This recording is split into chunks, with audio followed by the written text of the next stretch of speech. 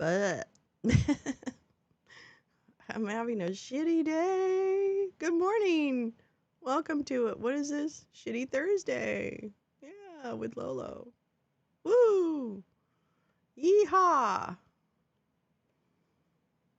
God, my life sucks sometimes. Anyway, good morning. I know I look like shit. I don't really care. I don't really care. How about that? Haberdasheries. Hello, Neil. Hi, Easily. Good morning, Badger. Badger, Badger, Badger. Badger, Badger, Badger. Good morning, everyone. How are you? Good morning. How are you? This incredibly weird fine day. I'm just having a bad morning, but you know that's par for the course. I shouldn't bring it in here. I should leave my bad morning out on the outside. I used to do martial arts, you know, like karate and stuff. Uh, and I had this you know, I went to the dojo to do my martial arts, and they had like the rules, you know, like or you know, the respect of the dojo, like you took your shoes off, and my teacher would always say, you know, put your stuff that you did in the daytime in your shoes, leave it outside when you're on the mat, and, you know, blah, blah, blah. And I was very inspirational. I was very inspired by that. It really, like, helped me think, oh, this is how, you know, I can. It really is like a physical manifestation of taking shit you're worried about and, like, putting it somewhere for a minute. And I do that all the time with really stressful situations. I'm like, I'm going to worry about that before I have to do it. Like, if I have to do something on Wednesday that I'm worried about, I'm going to worry about it starting Tuesday. I'm not going to worry about it now. And I've been really trying to do that, compartmentalize my worry. And it's actually quite helpful. It's quite helpful. Anyway, good morning, GP. Yay. I'm so happy you're here. I know it's probably, I don't know what it is, the middle of the night. I don't know. But I'm happy you're here. Let's see. I slept yesterday. I slept from after the movie. So whenever that ended, like 7 or 8. Did it end like 8 or something? No, 7. And then I think I watched a little more, whatever. And then I went to bed about 8:30, and I swear to God, I didn't wake up really until this morning. I think I'm a little behind in my sleep. I think all of us are probably a little. It's 1:33 a.m. No, GP, I love you. God, I wish we were like in similar zones, right? Like just a little bit more lined up. Just a little bit more lined up. I did get my nails done yesterday as a little treat to myself because I'm sad. So, and so I did get my nails done. So that was nice. Today I'll get my lashes done, which is nice. Because I do have lashes, actually. You can see. No, not really. Anyway, point is, I'm trying to, like, do things that are fun for me and just, like, make me feel good about myself. And that's all. That's all. It's just fun to have nails for a minute. And the girl's like, I want to put a gem on it. I love the girl that does, she's a woman, but she does my nails and she's really sweet. And I go to her all the time. And she's like, I want to bedazzle your nails. And I'm like, I don't think I'm ready for bedazzling yet. I mean, that's nice, but I'm not sure I'm ready for that. I said, but if you want to put something on the middle finger. And she's like, oh my God. She's laughing at me. She's like, yeah, of course I will. So I have diamonds on the middle fingers. Or they're not diamonds. They're just like little star. Oh, little star. So it's like when I flip you off, you get a star. Isn't that nice?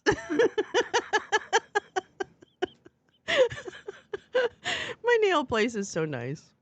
I love my nail place. If you ever come to Los Angeles, please go to Butter Nails on Sunset Boulevard. First of all, they do all the TV people, not the real big stars, but they do all the TV cast people. Like everyone who walks in there is fucking gorgeous. Not me, but everybody else who walks in there is absolutely drop dead gorgeous. And they're all like in their, sweats and stuff like that. So they're like not trying. But I think it's a lot of the TV actor people that live in that area that go to that salon. So if you do come to Los Angeles, it's a good salon to go to. First of all, they're wonderful people. I love them very much. And they do a great job. But also I don't recognize anybody that goes in there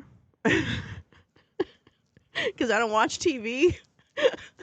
But if you watch TV, you probably would see a lot of people that you recognize. That's all I'm saying. Anyway, Butter Nails on Sunset Boulevard. They are really sweet. I love them very much. Very much. And let's see. That was yesterday. What else did I didn't do anything. I don't think I did anything. I don't know. I felt like yesterday, and I feel like the news is really hard to watch. I feel like the news is incredibly hard to fucking watch. I don't think I can do it anymore. I really tried. To like, I don't know. I just don't think I can do it anymore. I don't know. Anyway, I don't know. Let's see. What else? Today's Thursday. Well, I don't know. Let me pull up something to increase my brain power. Let me pull up something that will actually give me some answers. I don't know. Crazy. Let's see. What's going on today? Oh, no, don't. I gave up PCP because I left that gang. I'm sorry, I'm listening to I don't have one, and Trixie I don't want to get and one. Katya. You don't like One Medical? I know. I have Why does it 2 keep therapists playing and a it when I'm psychiatrist, so I feel off like I'm of it? doctored up. Bitch. Anyway, that was Trixie and Katya. I love them very much. Oh my God. Oh my God. Oh my God. Oh my God. Oh my God. I'm just seeing what everything is happening today. Oh God. I need people who don't live in my city to leave. Stop poisoning East Hollywood with your stinky ass bullshit.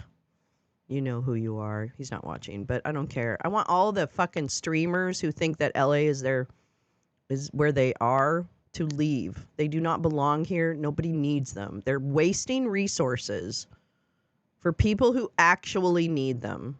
And I'm sick to fucking death of it. God. I'm going to say it again. If you want to take down Scientology, fucking do the work. Document why they are not a religious institution and get your hundreds of viewers to send the form that the IRS puts out for complaints against a nonprofit. And if you build a strong enough case, you actually might get somewhere. But no, this is about the people who are doing the filming, and they want to be famous. So they suck on any teat that comes along until they kill it. And then they move on to the next teat. So I hope all these people who love this guy fucking lose everything for him. Because he's a menace to my neighborhood. And that's all I'm going to say. And his fucking friends. Oh my God. So stupid. Okay, I'm sorry. I don't know where I got with that one. It got me a little bit. Okay. Let's see. I do have a lot of serious things to be talking about, not stupid people. Stupid people. Stupid people. Yeah. Okay, let's see. Oh, there's not much happening today. What's going on? What happened to all my happenings? Where's my happenings? Okay, fine. Let me see. I have stuff.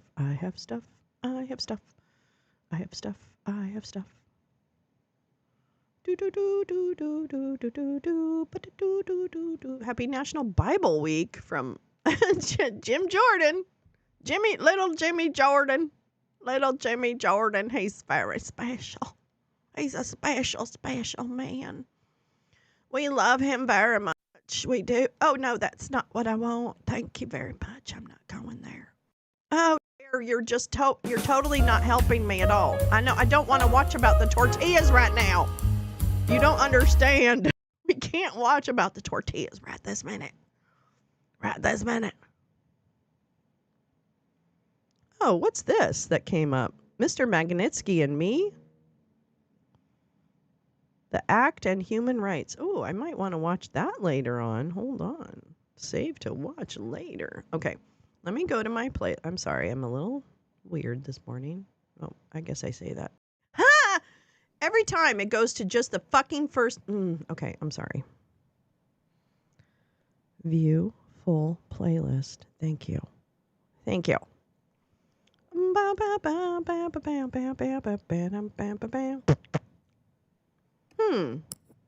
Okay, I have a few things. Do you guys hear something? I have, okay, you guys are fucking killing me. I have a Sidney Powell thing from 4 years ago. Inside Michael Flynn case and DOJ reform, which it would be a throwback. I have,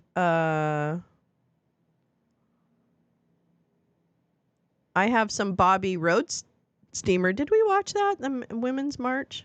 Men's March Against Women versus Bobby Rhodes steamer. I don't know.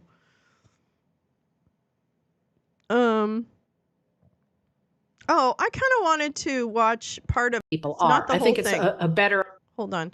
Because I wanted to. There was a thing I talked about the other day, Talking Feds podcast with Harry Littman, and he had.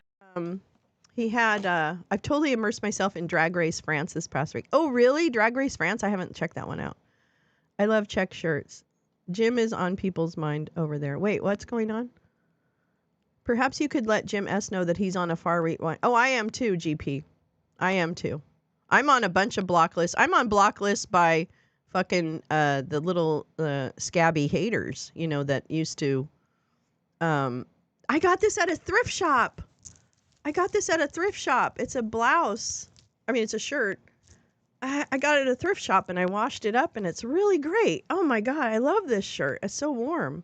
Yeah, I got on a list too because the fucking stalker bitches, the little babies that don't have anything to create on their own, so they bitch about other people creating stuff. You know those people? Yeah, they're the ones who put me on a list, put Jim on a list, put Gal on a list. I didn't block most of them because I can't keep up with them, and I don't care. They're so immaterial to me. They're just so fucking immaterial. But they put me on a list. They put Jim on a list, Gal on a list. It's really great. Blue Sky's doing a great job. Great job for pro-democracy voices. Yep. Listen, if you're against me, you're a fucking jerk. And you're the one who's wrong. Period. Full stop. Yeah, please look at the block list that you are using on Blue Sky, because shitty people are just trying to undermine me, trying to undermine Gal, trying to undermine Jim again on the new platform, okay? So it's happening. It always happens. They don't have anything in their lives. I literally went to one of their accounts the other day and the whole fucking thing is just hate pieces against Jim. Grow up. Get over yourselves.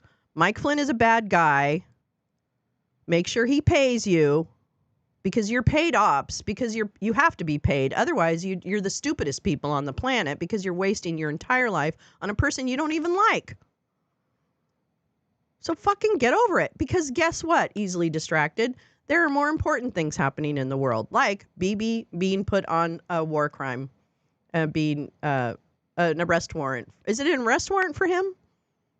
Yeah, they do. Some of the block lists contain good people, and the starter packs include bad actors. Yeah, just look at the list. If you're going to follow a list immediately or block immediately, just take a quick gander for anybody you might recognize.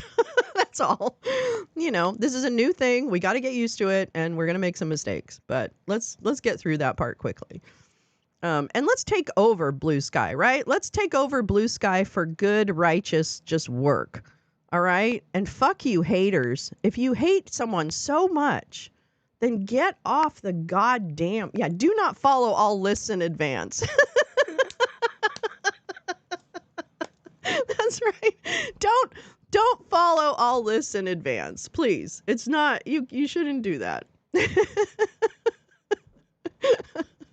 Except for the one where I'm on, that's a good one, which is Greg Olear's. Then go ahead. Yeah, Rob Reiner was on the... so it's just, GP, they're just like, they want so badly. They want so badly. But it's just like, you guys look like idiots. Come on. I don't care. I don't care. God, this one chick comes after me all the time because her man loves me. Her man is obsessed with me, so she comes after me all the time. And I'm like, chick, I don't even know you. And I wouldn't touch your man with your dick. How about that? Okay?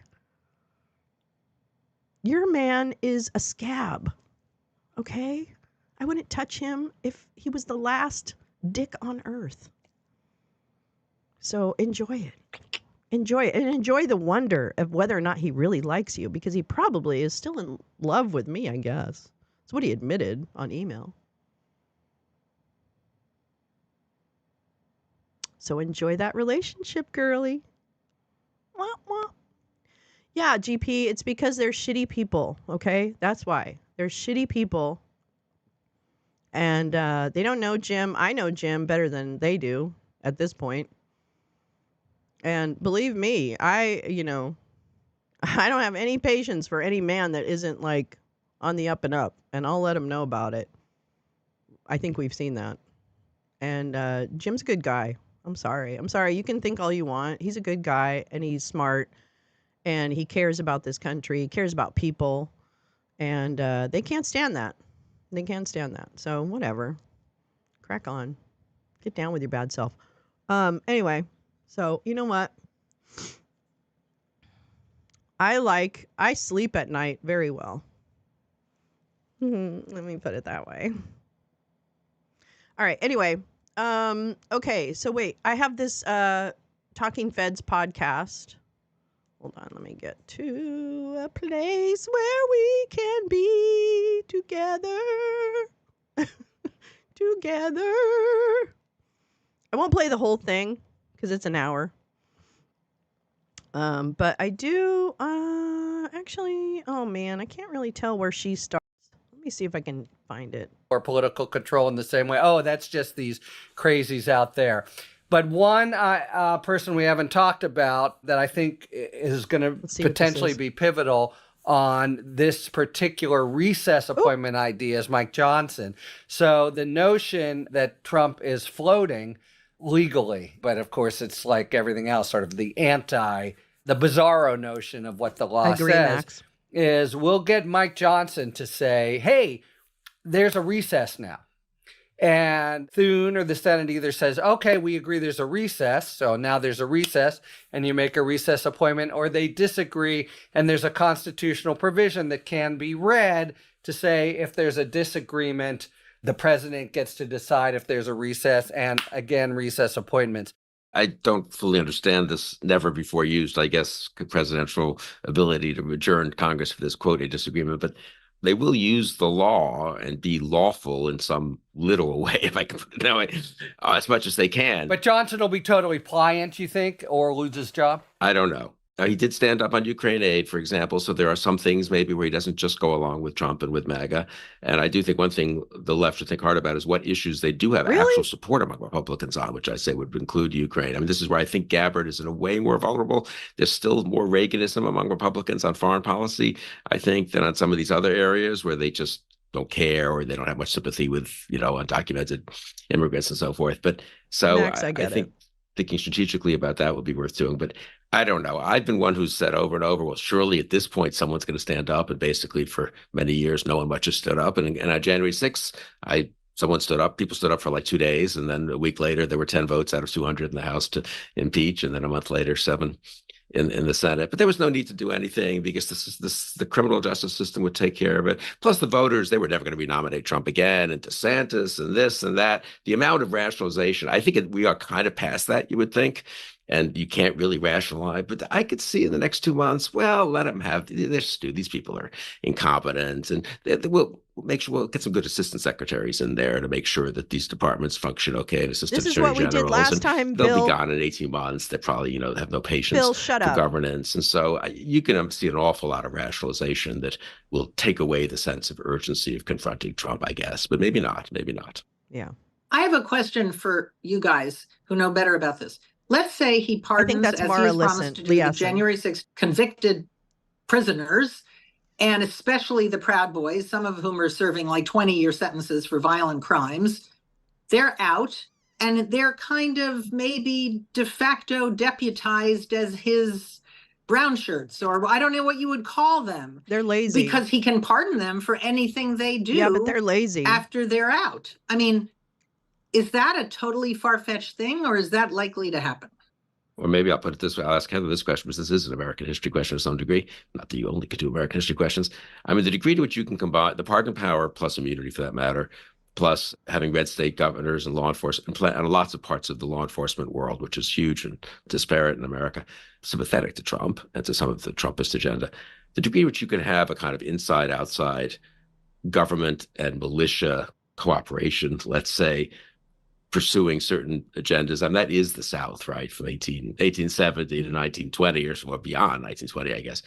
I don't know how unthinkable is that in certain areas. Would you, you can see you're running the ACLU office in Texas somewhere, and there's a disturbance, or there's a undocumented immigrant fleeing in there to avoid lawful capture, and suddenly there are a bunch of people gather outside to help the law enforcement people do their job. And I don't know if they're literally deputized or they're just treated as kind of allies of law enforcement, and Trump praises them on national television. Badly. And I don't know, what does that world look like?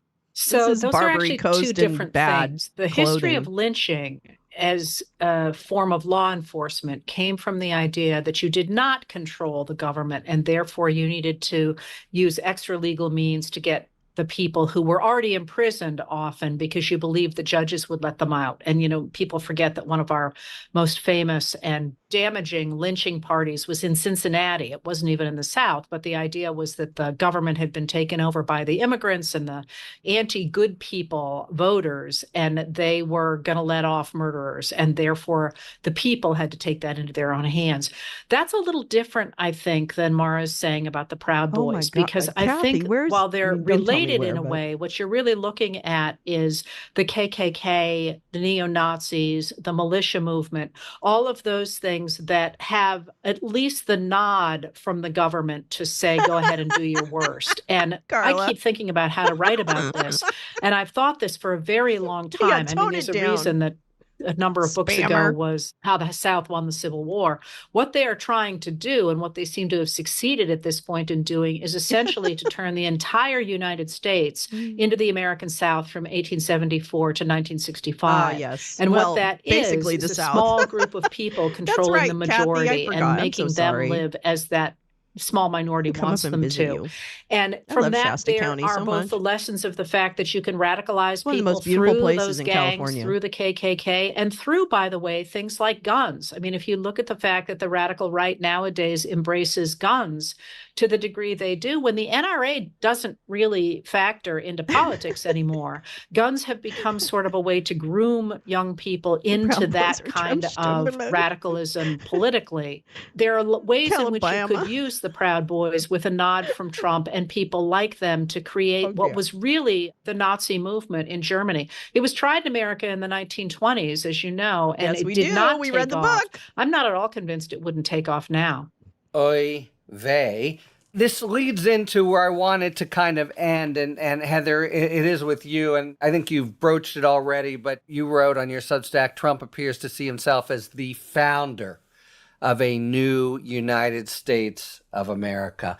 Can you just spell out what that means, the new United States of America, and what it means to found it? Well, you know what? I hadn't thought about this. Interesting, coming right after what I just said to Bill. If you think about the people who organized the Confederate States of America, the elite enslavers who wanted to create a new nation.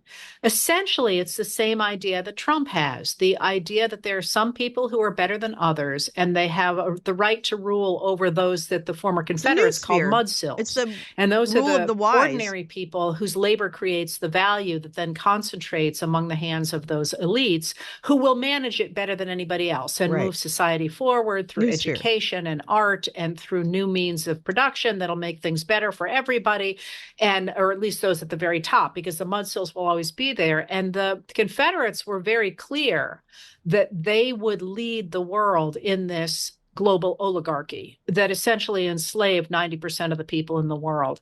And it's interesting. I thought about those two things. I had not put them both together at the same time, because very clearly Trump, with these appointments and with his ideology and with the people he surrounds himself with, believes that some people are better than others and that people like him are the real cream of the crop, and they're the ones who should run everything. And he thinks people that are is better the same than him. ideology as the Confederates, the same ideology of people like Andrew Carnegie, and the same ideology. This is actually, I think that is a little bit different, Mara. I disagree with you slightly. I think he has I think Trump has complete self-loathing.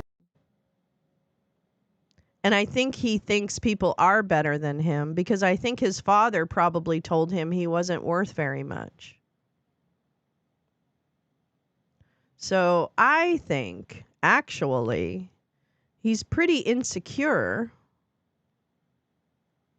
which is why his outward bluster is so ridiculous, because he's not smart enough to know that it's Goebbels that inspired him. He probably thinks he thought of that himself. Do you see what I mean? I think he's a unique style of idiot. That's what I think. I think he loathes who he is and he doesn't think he's as handsome, as strong, as smart, as rich as other people. He's constantly comparing himself to other people, I think. And so I think the bluster is just his not so intelligent way of compensating for it. I know, but that's what I think. I think he's a very malleable person, and I think that's what his benefit has been. And I also believe that the reason he's getting away with naming these crazy appointments is because the people who handle him, Peter Thiel or whoever, are happy with the chaos he's sowing. They have no problem with the chaos.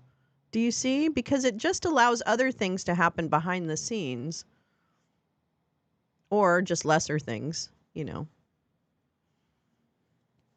And so I think there's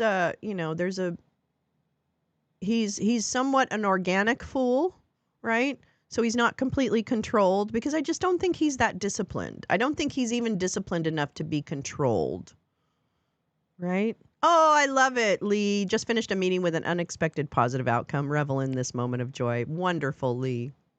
I agree. Hear, hear.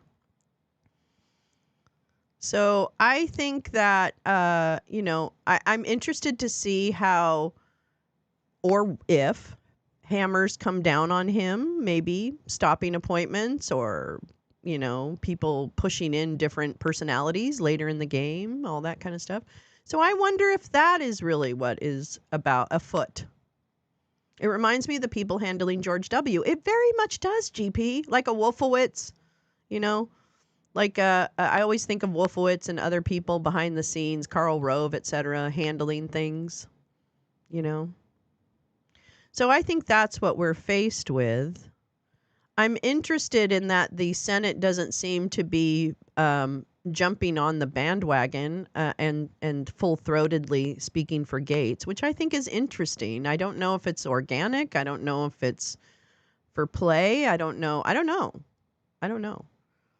Yeah. So I don't know. It's going to be interesting to watch. We have to keep aware of what's happening. Good morning, Gal. I just saw you come in. Good morning, love. Well, anyway, we'll listen to the rest of this. We just kind of hit the end of this. I'll link this entire podcast because it's really a great podcast, the entire thing. But the last part is when he talks to Heather Cox Richardson, and I want to hear her part because I heard it a little bit yesterday and it was quite good. So we'll see what she has to say. Ideology, by the way, but of this fascism is Mara and the Nazis, the idea You're of pulling your hair castes out. of people. Yeah, and they're covering those Gates all who wrong. We got to are fix that, meant gal. to rule. And so I think what he really imagines, because I maintain he is not a deep thinker, and I maintain he is not mentally healthy and has never been. I mean, one of the things about this moment that's so interesting is he has always had somebody bigger and stronger to protect him from his worst excesses. And now the only person who can do that is Elon Musk, or perhaps an oligarch to whom he looks. Exactly. I think in his mind, he imagines that he is doing that he is going to start the most powerful nation in the world on this path of, a few people making everything great again. And, I hadn't really thought that one through, but I think that's not an unfair analogy. I've tried to steer away from analogies of fascism and Hitler and Mussolini all the way through until the very, very end of the election. But I do want to say that it's my understanding, and I'm scared to say this in front of a historian, but that a real important strategy of fascism is to sort of hoodwink the people who you would not for a second think are in that elite cadre into thinking that you're on their side, and also that there's some other Jews, liberal elites, whatever, that are the true enemy that they have to combat by elevating you to further their battles. Yes, except I don't want to get hung up on the word fascism, because this actually has a very specific definition that I actually don't think Trump and his people are. I think it's a better umbrella is authoritarianism. And that is as American as the Confederates were. So that is part of our history. It's not something that we imported from elsewhere, although we use the same tools. And absolutely. And I guess this is one of the reasons this moment has hit me so hard, is because I believe so firmly in the idea of democracy and in the idea of protecting that democracy the same way that Lincoln did when it rose in his time. And in that era, democracy won. And in this era, I'm not willing to throw in the towel altogether, but boy, was last week a blow to that American dream. Thank you for the correction on authoritarianism. I mean, we're nearly out of time, and Bill, you're about to, I'll just cite another tweet this week. That would be yours in all caps. Simple and totally terrifying thought. It is as bad as we thought it might be, actually worse. Seems a kind of summary of this discussion, So, but I would like to end by, this is the point Heather made at the very, very beginning, and then we drifted away from, which is, but history is very contingent, and people make mistakes, and other people rise to the occasion, and things happen from the outside that one doesn't expect. And I do very much agree that we shouldn't be fatalistic about this, and we shouldn't make Trump, into some grand world historical figure. I was literally on a panel at Harvard. I can't stand this guy. In which the person I was on with, where's Heather? Or back in the fetal position and forming and causing problems. Shut up, it's Bill. not going to be reversing everything overnight. Shut up, that Bill. really makes a huge difference, as we were saying Shut before, up, Bill. I think. And that will happen. I think it was who hasn't lost any juice, it seems like, or any appetite for the fight, are the never Trumpers. They gave up a lot. I mean, you guys, you and your colleagues, they gave up a lot. And Democrats, are back in the fetal position and forming a circular firing squad, which is what they do. But I think they'll get their act together, because in the end, yes, it's scarier. There are more threats, physical, career, otherwise, financial. But being in the opposition is relatively straightforward. It doesn't take a rocket science to figure out how to oppose stuff. There you have it. And I'll just say, all right. Has it really only been, less than 2 weeks? And that his opponents warned that. I'm going to link that because I want you to hear the whole thing. I thought Heather said more stuff at the end, but the Gates situation reminds me of the 1776 RM, where there were pedophiles as long as they were far right wing. Absolutely. See, it's just the protection of men over other men. That's what it is. GP, you've hit on it. This is the thing. Hi, Jen Griffey. Give me hopium. I'll be happy to slurp it and repeat it. But the thing about it is, white men especially will always protect other white men. Period. Full stop. And in fact, white women will protect white men. Period. Full stop. That is what we are experiencing. So I think that this is not this should not be surprising. Disappointing, yes, but not surprising. Anyway, good morning, Griffey. Good morning, Badger. How are you? I hope you're doing great. All right, I got other stuff for us. Yeah, I got other stuff for us. Hold on, let me make sure there's nothing live. Oh, wait a minute. Ooh, ooh, ooh, ooh, ooh, ooh. Oh. Buttigieg is holding a news conference, but it looks like he's not talking.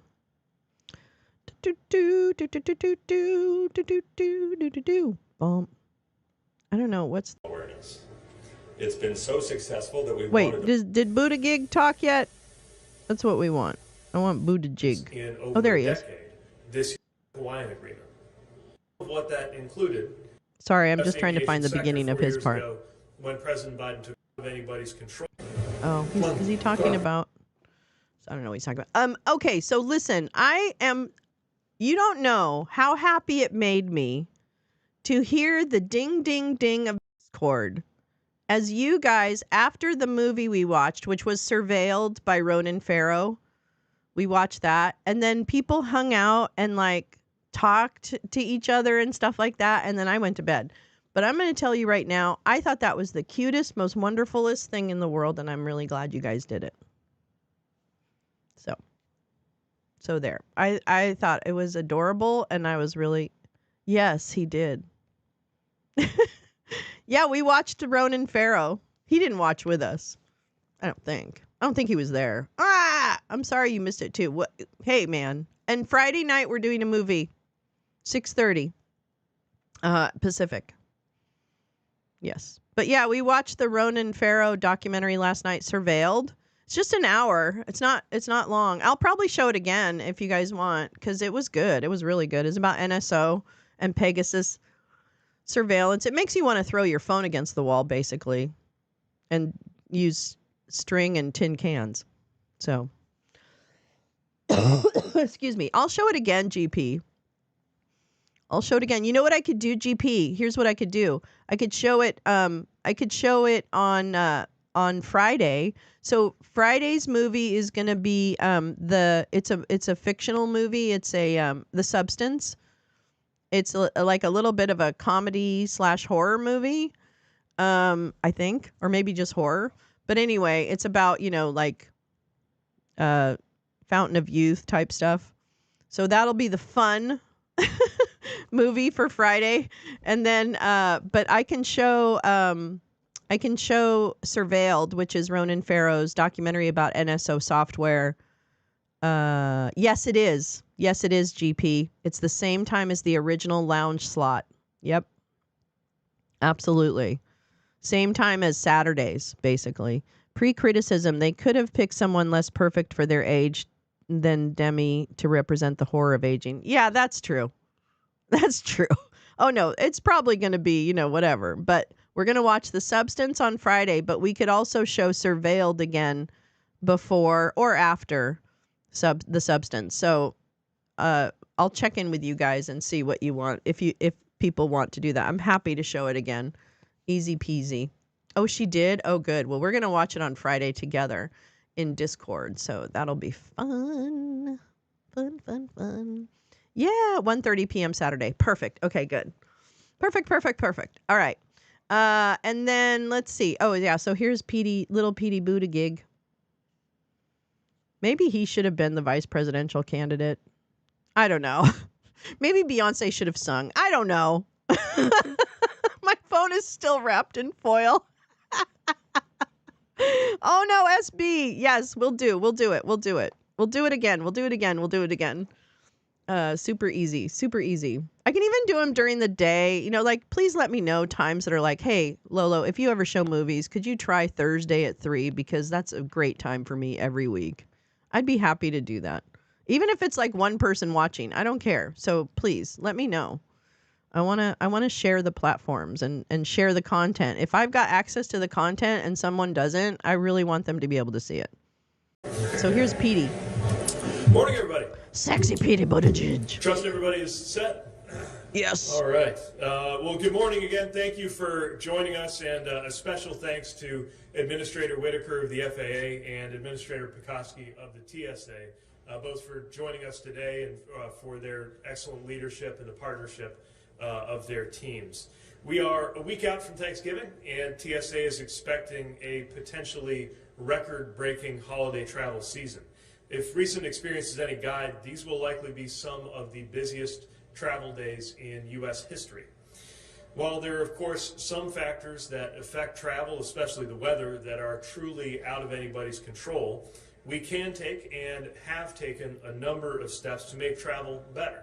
The efficiency of flights themselves, the facilities at the airport that you use before and after you're on board, and of course the new expansive passenger protections that we have secured in the event that your travel is disrupted. The Biden-Harris administration is soon coming to a close. The presidential transition is underway, and this may be one of the last times that I'm with you here at DCA. So I want to take a moment to remark on what we have been able to do since we got here, starting with something that I think is all too easy to forget. Yes, Neil. Which is the condition of the U.S. aviation sector 4 years ago when President Biden took office. It was still the midst of the pandemic. The airline industry had, now we can all hear me. The airline industry had been brought to a standstill by the onset of that pandemic. There was no consensus about how long it would take for our nation's airlines to recover, or whether our airlines would survive at all. Through relief packages passed in Congress, American taxpayers ensured we were so lucky that airlines in the U.S. stayed afloat in that time of need, because our nation needs a functioning system, both for passengers and for cargo. Those measures worked. As we all know, they worked so well. We sometimes forget how close we came to the airline sector completely collapsing in this country had it not been for those interventions. Interesting. But it did work, and the airline industry came roaring back, so much so that they almost immediately faced the opposite problem, struggling to keep up with the extraordinary demand. And too often it was passengers who felt the brunt of that. So our department stepped up and stepped in to use every power within our authority to improve service and to improve the flying experience for airline passengers. In concrete terms, some of what that includes automatic refunds for canceled and changed flights, refunds for late baggage. That's an excellent refunds idea, for services not provided, like Wi-Fi or seat selection or in-flight entertainment. During disruptions, free rebooking, meals, hotels, related transportation. No more family seating junk fees for several airlines. Passengers who experienced delays on Southwest flights that are considered controllable will receive $75 compensation vouchers as required by our consent order. And the first ever protections against frequent flyer points devaluation that were secured I like the sandwiches the day after. Hawaiian agreement. Enhanced protections for millions of and my gravy passengers is with amazing. disabilities who deserve to travel safely and with dignity. $4 billion in refunds absolutely canned that had been owed by airlines to just passengers cranberry jelly secured with our help. And a new partnership with over 20 state attorneys general that makes it possible for them to investigate airline complaints. And there is even now a lot more good work underway to make sure passengers get a fair deal, which is why we are working on rules to ban family seating junk fees outright on all flights, to require airlines to pay cash compensation to travelers that they strand, setting standard for when and what level of service, like meals, hotels, related transportation, and free rebooking. That's nice. Airlines I do like provide homemade during cranberry disruptions, sauce too. and protections for passengers For my who use sandwich. wheelchairs. I like We're fighting in court for our rule requiring airlines to tell you up front what fees they charge, Hear that. a common sense measure that the I airlines just need some are still turkey for suing the to I overturn. can fucking use regular sliced Investigating turkey. Delta Airlines and others for Listen. meltdowns that took place I this need summer. the side dishes. Scrutinizing airline privacy policies to make sure that they are not unfairly using passengers' personal data. Probing the 4 largest airlines' reward programs. Bobo amid doesn't like concerns turkey that either. They could be devaluing So I usually points, make hiding a ham prices, for her, charging little extra ham fees, steak or making it something, harder and then for I smaller make airlines to maybe a compete. turkey breast. examining the state of competition in air travel and what it's covered with salmon. Actually, we're all going to be like flight options, making flights we more should be expensive, careful with food or this otherwise time around. making it painful to fly. In sum, our administration has overseen the largest expansion of airline passenger rights and enforcement in the history of our department. During the busiest air travel years in the history of our country. There you go. Boom. With some of the lowest rates of flight cancellations in over a decade this year. At the same time, we have also made historic investments in our aviation infrastructure to make sure that the U.S. airspace maintains its status as the safest, most efficient, most complex airspace in the world. The fact that the safest way to travel in the world is to enter a metal tube with dozens or hundreds of other people and be propelled through the air by highly flammable liquids at nearly the speed of sound, sometimes miles above the surface of the ground, that is the safest form of travel we have, I think represents a civilizational achievement that we all too often take for granted. That achievement is hard-earned and renewed every day by the efforts of everyone involved in our aviation system. Air traffic controllers, pilots, flight attendants, TSA personnel, ground crews, so many people at the FAA and other workers who power our commercial aviation sector. And if you have been through an airport lately, you've also noticed some construction underway. Thanks to President Biden's infrastructure package, we are modernizing airports with the first ever federal funding program for front I am so sad. Yeah, we can watch them like porn later. Like radars and control towers and taxiways. Billions of dollars have been awarded to help airports go away, I'm add more baiting. check-in counters, build faster security checkpoints, improve baggage claim, make it easier to find your gate, and in some cases help build entire new terminals and the roads to access them. To date, we have invested in nearly 1,500 airports across this country. Some on projects where they've already cut the ribbon on a finished project, while others are just getting underway. We also continue to call on Congress to give FAA the long-term, stable we escape into our little fantasy cocoon to modernize equipment and ensure smooth operations far I'm into sorry, the I'm watching future old clips of mandatory Pete funding Buttigieg for their right capital now. accounts. Go away. There's a lot of mention just in the last few minutes, but there's one final message I want to leave the traveling public with, which is if you are traveling this week, next week, remember how much we all count on the aviation workers who safely get us where we need to go. Since the pandemic, harassments and even attacks hit unprecedented highs. Those incidents are down from those peaks, but any number other than zero is intolerable. That kind of behavior puts everyone in the plane at risk, and it can result in major fines, jail time, or both. That's right, Gal. We take You're these like, incidents seriously. What the? We refer them directly to the Department of Justice. So please, treat your flight crew with the respect that they deserve. And with that, I will turn it over to our FAA administrator, who will share more about what That's we've okay. been I don't really need to. I wanted to see you. Okay, I'm gonna be honest. I'm gonna keep it 100. I wanted to see your sexy face one last time. Oh my God. Waluigi. Okay. Now, let me come back over here. I don't see Congress doing anything today. Isn't that weird? Like yesterday, they couldn't fucking stop themselves from doing shit. And then today, nothing. Nothing. They like wore themselves out yesterday like a toddler. God damn. I have... Oh, here we go. I want to read this. Oh, Forbes, are you going to do this to me? Can you, like, not do this? Can I? No? Forbes, you're mean. Okay, I can't. I can't read the Forbes article. Fuck!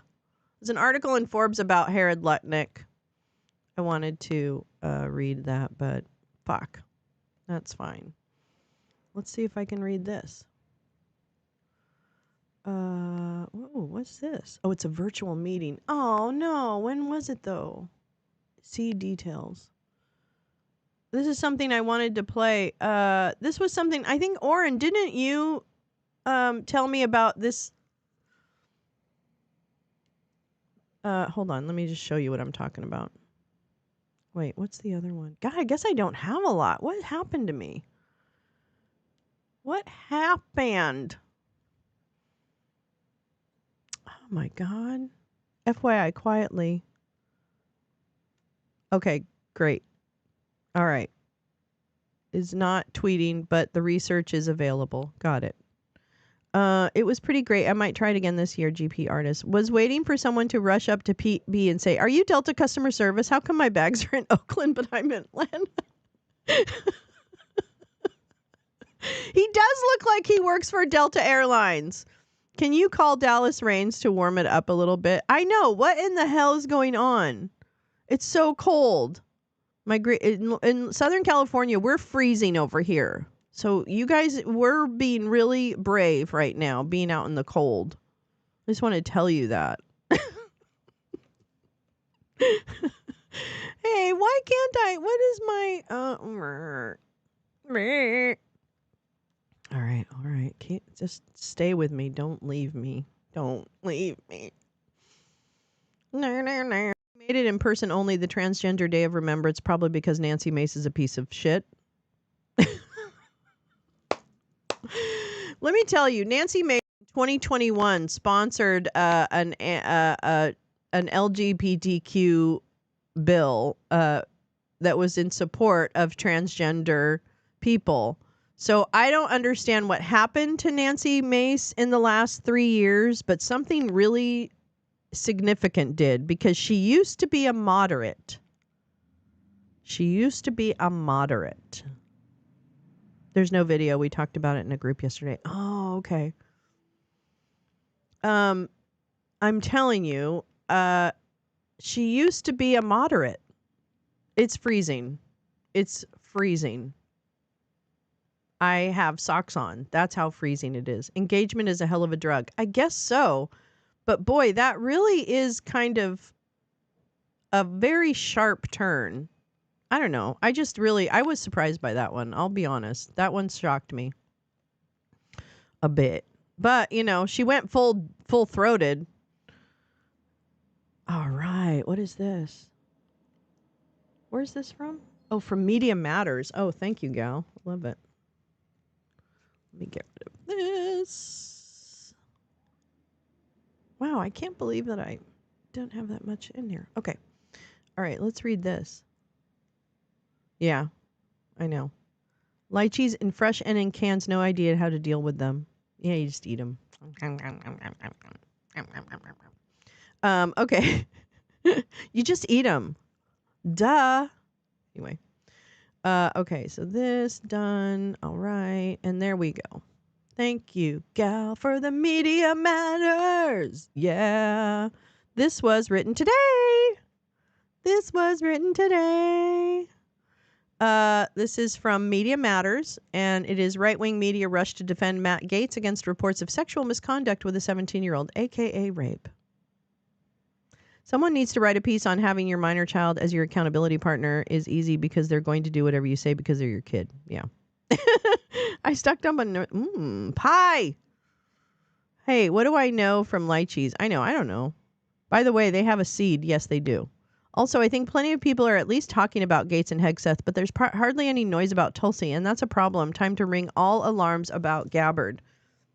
I want to say that I saw a good piece on that, but I can't recall where I saw it. Speaker Moses, Mike's Little Johnson and his son, no accountability for Maddie Gaetz. Yeah, right, exactly.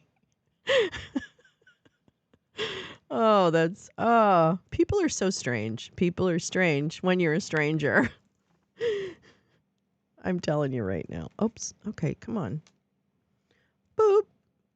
Oh. Whoop. Okay, that's a little bit more readable. Well, Matt Gaetz' accountability partner sent money to one of the chicks for him, so.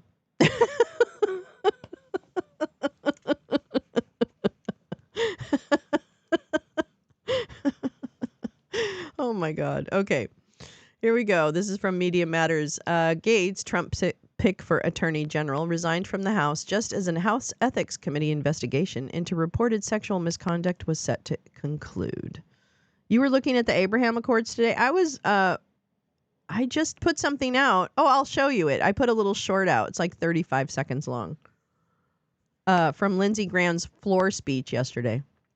Yeah, she was conversion therapy. Yeah, that's right. She ran a conversion therapy center or something in wherever she was. All right, here we go. Right-wing media figures are rushing to defend former Rep. Matt Gaetz, President-elect Donald Trump's pick for Attorney General. Following reports that the House Ethics Committee received sworn testimony that Gaetz reportedly paid over $10,000 to two women for sex and was witnessed having sex with a 17-year-old at a party. Right-wing personalities have claimed Gaetz is a victim of government espionage and the secret police while championing him as a means of dismantling the deep state. Gaetz resigned from the House just before the ethics investigation into reports of sexual misconduct was set to conclude. After Trump named him for Attorney General, Gaetz abruptly resigned from his House seat late Wednesday, halting a years-long investigation and final report on sexual misconduct and illicit drug use that the House Ethics Committee was expected to vote to release on Friday.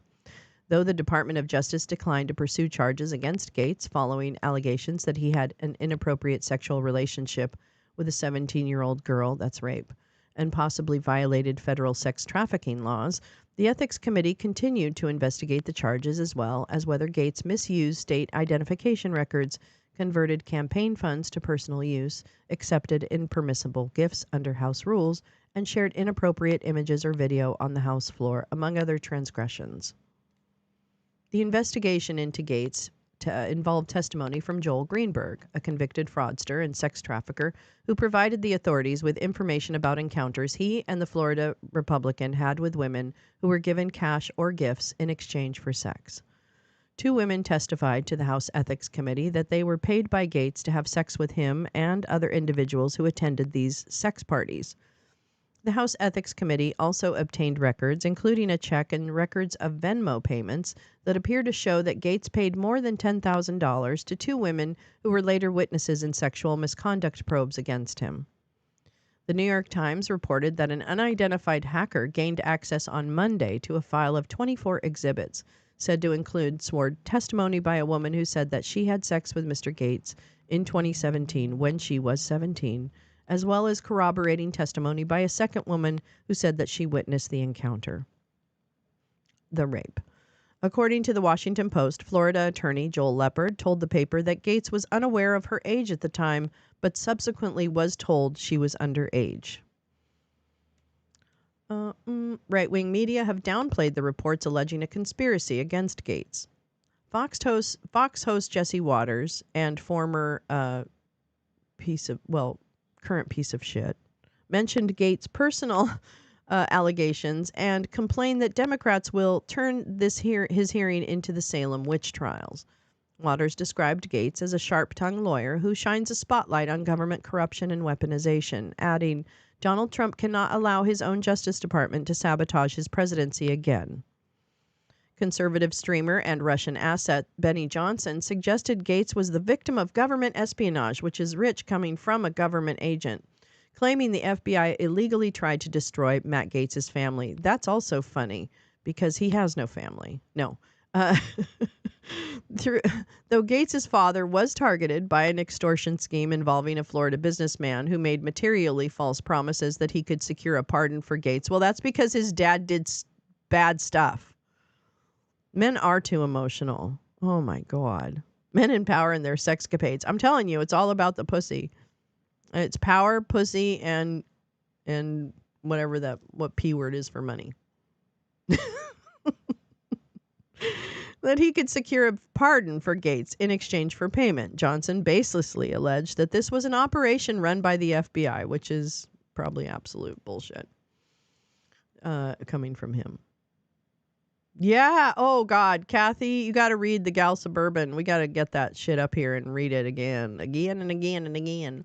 Appearing on Fox News, Trump's incoming press secretary, Caroline Leavitt, claimed that Gaetz and Trump have both been victims of this weaponized DOJ. Oh, there you go. Power, pussy, and paper. There you go. I got it. Yep. Trump, thank you. Carla, I knew I could depend on you. And/or in profiteering power, pussy. I love it. Fuck, yes. Paper. Jen says paper, too. This is great. You guys win. That's the best of the day. The best of the day. Getting that tattooed on my forearm. Hell yeah. Oh my God. Former babysitter to RFK Jr.'s kid speaks about sexual assault allegation. Holy shit. Okay. Well, we'll get to that sexual assault allegation in a minute. Trump ally and podcaster and guy who wears too many shirts and probably smells like old beef, Steve Bannon, threatened Senator John Cornyn for saying he wanted to see the ethics report. You either get with the program, brother, or you're going to finish third in your primary. That's right. I said it. Pecuniary items. Pecuniarials. As reported by Reuters, Cornyn replied, absolutely, when asked by the press if he would like to see the report prior to Gates' confirmation. Well, you go on with your bad self, Cornyn. Performance posturing for power pussy populace. I love it. Performance posturing. Poor performance for power pussy populace.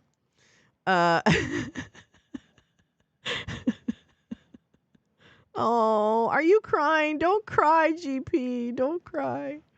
Don't cry. Oh, Drag Race. Oh, I'm a real crybaby. You down with OPP? Yep, you know me. All right, here we go. Right-wing YouTuber and beret aficionado Tim Pool attacked the media for reporting the word smithery. Attacked the media for reporting on the investigation. Damn you, claiming that they will smear you and lie about you to destroy you if you oppose them. Thank you, Russian asset Tim Pool. Pool complained. Even though there's never any real wait, I gotta do it. Even though there's never any real accusations, no real evidence of any wrongdoing, the media is running the story as if Matt Gaetz did something wrong, and he didn't. He didn't. Conspiracy theorist and asshole and hopefully impoverished idiot soon Alex Jones said Gaetz just did some partying. Are you going to let him party with your underage daughter? Is it then just partying, or you're cool with that? Are you cool with that? All right. Sure he is. Okay, Jones. Gaetz just did some partying and alleged that the media offered all these women massive amounts of money to say that he was mean to them or he did something. Wow. That's some major bro coverage. Whoa. You need to mail your Biden birthday card. That's so cute, Jen. Whoa.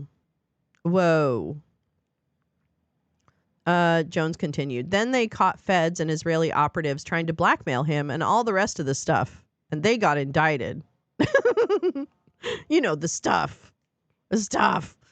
Fox host and blood-filled tick about to pop Sean Hannity accused the ethics committee of trying to Kavanaugh Matt Gaetz by leaking out evidence. I like beer. Gee, does that Tate douche have anything to say in Gooch's defense? Well, we'll hear from him shortly. Coming up next, Andrew Tate. Fox host gave great and failed comedian and also lonely misogynist Greg Gutfeld said about the investigation of Gaetz, we are individuals and all of us have stuff in our past.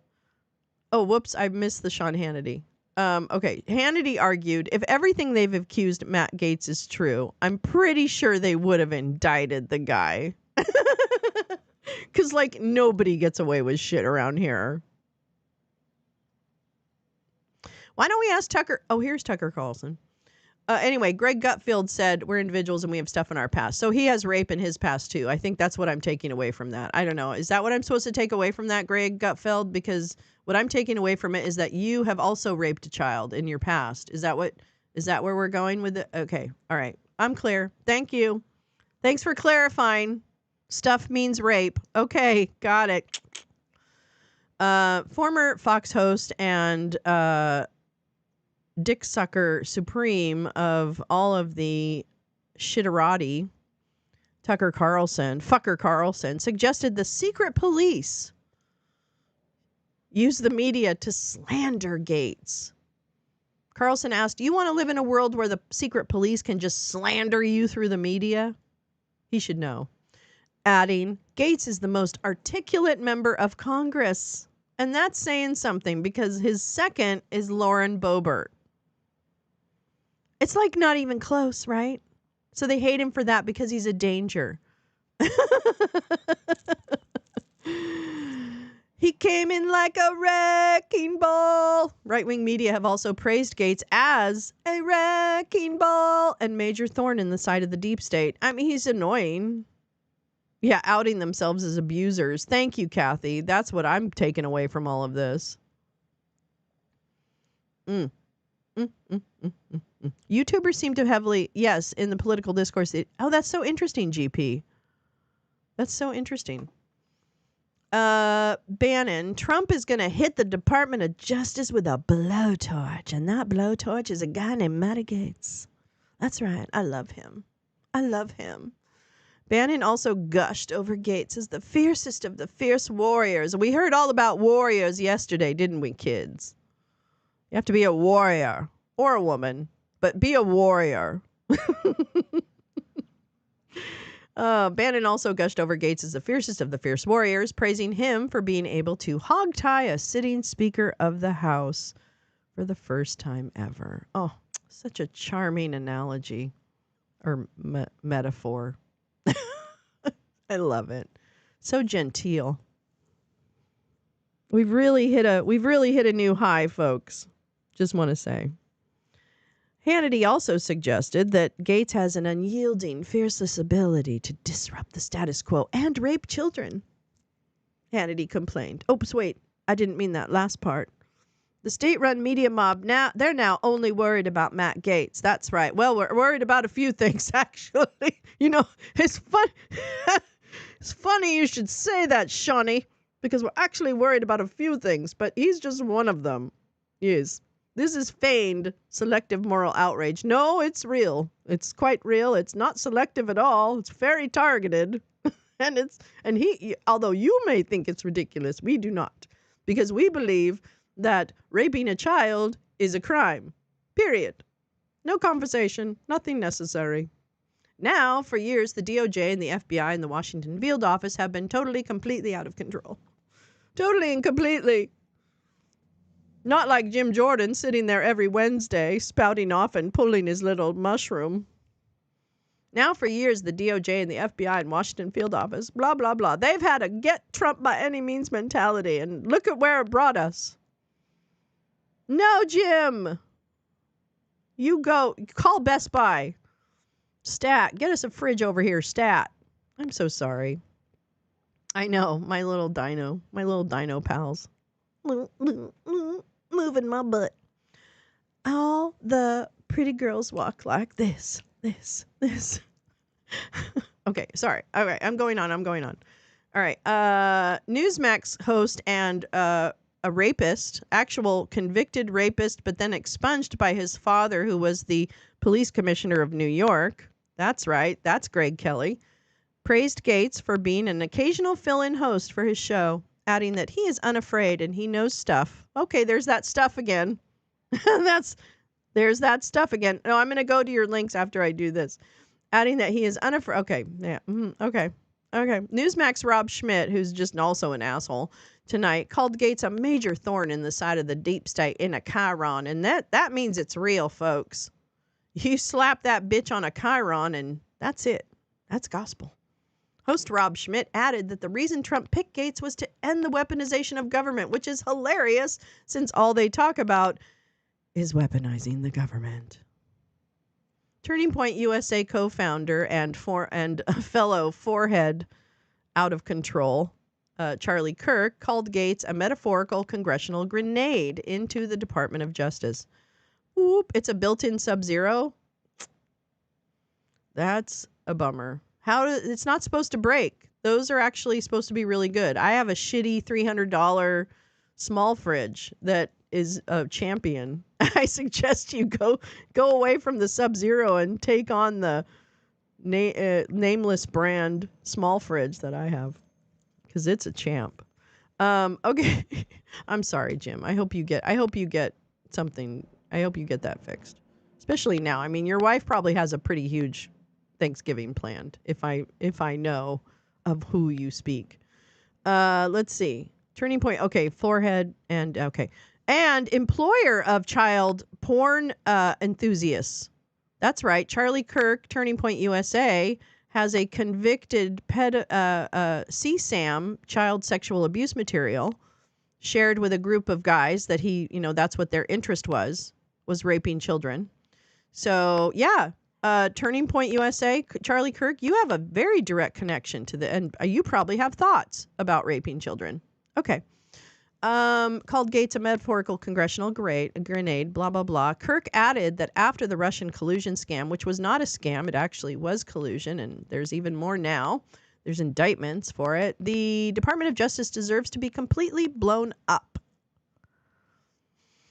More than just one of them. Yes, exactly. Oh, more than just one. I'm just thinking of the one. The one pedophile CSAM enthusiast. Kirk also warned that as Attorney General, Gates very well might go arrest those who oppose mass deportations. What? Kirk, these guys are having fever dreams, okay? These guys are having major fever dreams. They just can't, the fantasizing about what could be is driving them absolutely mad.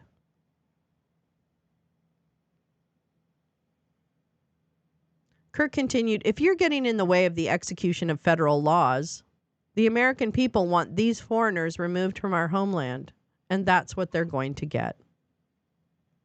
That was a quote. Daily Wire host and also probably Russian puppet Matt Walsh endorsed Gates, which means nothing. If we're serious about dismantling the deep state, it will require certain kinds of people. You know, the ones who rape children.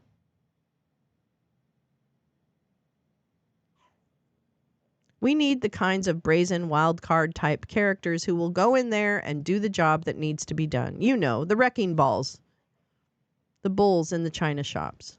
Is it really, Matt? You don't know anything. Johnson said Gates should be locking up corrupt bureaucrats. This is Benny Johnson, another Russian asset, said Gates should begin locking up corrupt bureaucrats with the gang members. And so this is someone who admires Putin and, of course, would want the same types of methods used here as are used in Russia.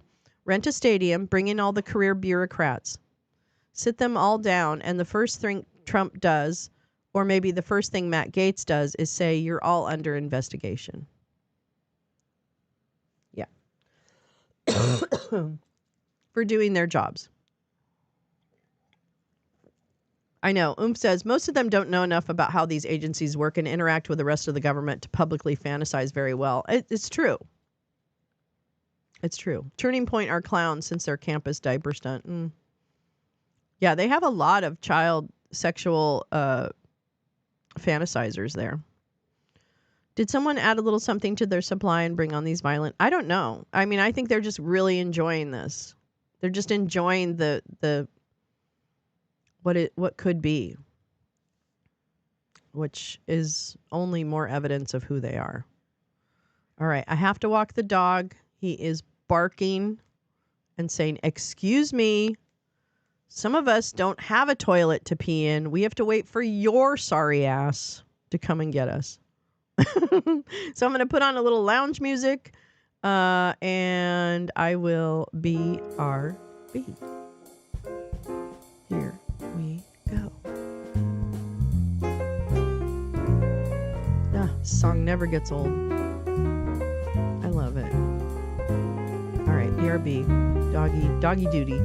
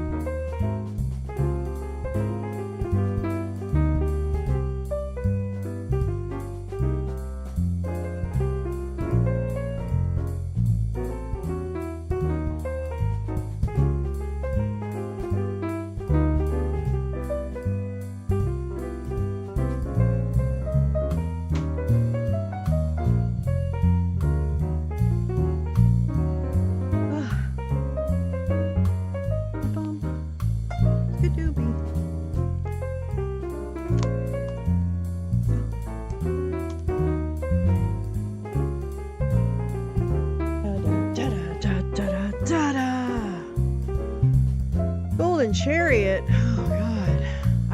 He was doing something the other day, I think. Came up on my homepage. Hold on, let me turn that off. Camera. Empty wheel. Uh-oh. We got all kinds of shit. Gal, you're just like the best. You understand that? Like all these links this just makes the show. Otherwise it would be me here, sitting here going, yeah, and then yesterday I took a nap. You know, like literally that would be my show if it wasn't for people like Gal and all of you who share shit with me. One of these days. All right, let me see what this little juicy piece of yum is. Here we go. Dirty. Where am I? Smoke weed every day. That's what I say. Okay. There we. Oh no, that's not one. So sorry, everybody. Why are all these so small? Okay. There we go. Okay. Here we go. This is the first link. The first link. It's selfishly focused on a particular individual. Hey, no, I don't care. No, actually, my black curtain is right next to me. That's where I'm going to stand and record like music and stuff. And it's just to the side of the desk. So I can turn things around. It's just that I was trying that for that one night. So it didn't work out too well, but that's fine. Someone flash mobbed Trump Hotel whenever doing the dance from the OA. Oh, what's that? GC's been working the sword dance poorly. Oh, so he's back, huh? That's good. The interpretive dance from the OA. Oh, I have to check that out. Let's see. How about Trump making angry Dan Bongino head of the Secret Service? Wait, did he? Did he say that? This is all nonsense. Do we understand this is all nonsense, please? The sound is amazing with the curtain. I posted on. Oh, really? I'm going to take a look at that. I can't wait to record. I spent too much time fixing everything, and now I got to get up there and actually fucking open my mouth. Remember when GC was dancing on Big D's fire truck and broke his pelvis? Remember when X-Ray came over and tried to make him stand up on his broken pelvis and shake it off? Remember that? That was good. You know, X-Ray, the whatever EMT or whatever the fuck he is. Oh my God. Loser's going to keep losing. Walk it off. Yeah. He was like, get up. Get up. That was so funny. I was like, oh my God, he just fell off that truck. He's lying on the ground. That was so funny. I mean, it wasn't funny, but I don't know. Golden Chariot's a dick, so I don't really care. I don't give a shit. Whatever, loser. But it was funny. Sorry, not sorry. Let's see. Okay, yeah, we're gonna talk about this sexy. Your car's on fire. Your car's on fire. I remember that night too. God. That's like past history that I wish I had never been a part of. All right. So exclusive, former babysitter to RFK Jr.'s kids speaks out about sexual assault allegation. God damn. Oh, this guy. Wait, what? Okay, wait. I'm very confused. Okay, I don't need this. Thank you anyway, USA Today. Oops, what happened here? Oh, there we go. Here we go. I'll be over there in the shower. They blamed Antifa. Yeah, they did. The only person Eliza Cooney told what happened was her mom. Then Robert F. Kennedy ran for president. Cooney knew then she had to speak. So this summer, she went public with her story about how Kennedy, a man closer to her father's age really, groped her when she worked as a live-in nanny for his family. She was 23 years old. I know that there are hardworking people who don't have skeletons in their closet, Cooney said in an exclusive interview with USA Today, and I wish we were electing people with fewer skeletons in their closet. Kennedy abandoned his bid for president when his candidacy failed to gain any traction, and he threw his support to Republican Donald Trump, who was elected on November 5th. Trump rewarded Kennedy by nominating him to become Secretary of the Department of Health and Human Services. Kennedy's nomination for a prominent position in Trump's administration has put a spotlight back on Cooney's allegations of sexual abuse. 3 other men Trump has nominated to high-level jobs in his administration, Elon Musk, Matt Gaetz, and Pete Hegseth, also have faced accusations of sexual misconduct, raising questions about their past and complicating their pathway to government service. Oh, it just sounds so refined when you put it that way. So genteel. USA Today reached out to Trump's transition team and a lawyer for Kennedy's nonprofit for comment on this story. It's remarkable that it's as prevalent as it is, Cooney said, and I just wonder, have we made any progress? This is like a rewind. Cooney was out of college in 1999 when she began working for Kennedy at his environmental law clinic during the week and on weekends as the family babysitter. As part of the job, she moved into the Kennedy house in Mount Kisco, New York. Kennedy had 3 kids who lived with him, 2 kids from a previous marriage who visited on weekends. She knew Kennedy men had reputations for being wealthy, good-looking, and forward with women, but she was still shocked. I can't believe no one... Well, no, they know what their backgrounds are, Jim. They're not vetting them. They know exactly who they are. They're not unaware. This isn't a surprise. They totally know who they are. It surprised me that it happened so quickly, she said. One night, there was a meeting in the family kitchen with Kennedy and another person who was there to talk about work related to the law clinic. She said she felt Kennedy rubbing her leg under the table. Another time, she said a shirtless Kennedy, then 46, appeared in her bedroom doorway asking her to rub lotion on him. She said she unenthusiastically obliged in order to get it over with. Later, she said he approached her from behind in a kitchen pantry and started groping her, sliding her hands from the hips to the sides of her breasts. While doing so, he was blocking her exit out of the small room. Going public. Cooney said she never intended to tell her story. She told her mom during the height of Me Too, a viral movement that started in 2017 and prompted millions of survivors of sexual harassment and assault to share their stories on social media. But she didn't consider going public. Kennedy announced his presidential campaign in April of 2023. In April of 2023, she finally told some close friends a couple of months later. One friend encouraged her to document the incidents in order to protect herself and in case she ever needed to defend the veracity of her story. Well, here's the thing. I think it is not easy. I think it's more complicated than just saying, oh, I'm out of here, you know? I think it's more, I understand that. Having been in like an abusive relationship and staying and going back like 4 times, 6 times, I understand it. It's not great, but I understand it. One friend encouraged, okay, so I kind of always brush this off a little bit. She said, like, guys, this is just the price of doing business. As she continued to process what happened, she understood that her experience was inappropriate. Then came a television ad that mimicked a famous commercial for the presidential campaign of his uncle, John F. Kennedy Jr.'s. The old-style ad had people singing Kennedy repeatedly and the line, Kennedy for me. Robert F. Kennedy Jr.'s image appeared in sepia-toned photos and photoshopped onto a button that resembled his uncle's campaign button. I literally was just watching the Super Bowl and saw the ad and thought, you've got to be kidding me, Cooney said. She opened up to Vanity Fair. On a podcast this summer, Kennedy told the host, I had a very, very rambunctious youth. I said in my announcement speech that I have so many skeletons in my closet that if they could all vote, I could run for king of the world. Days after the Vanity Fair story was published, Cooney says Kennedy sent her a text message since reviewed by USA Today.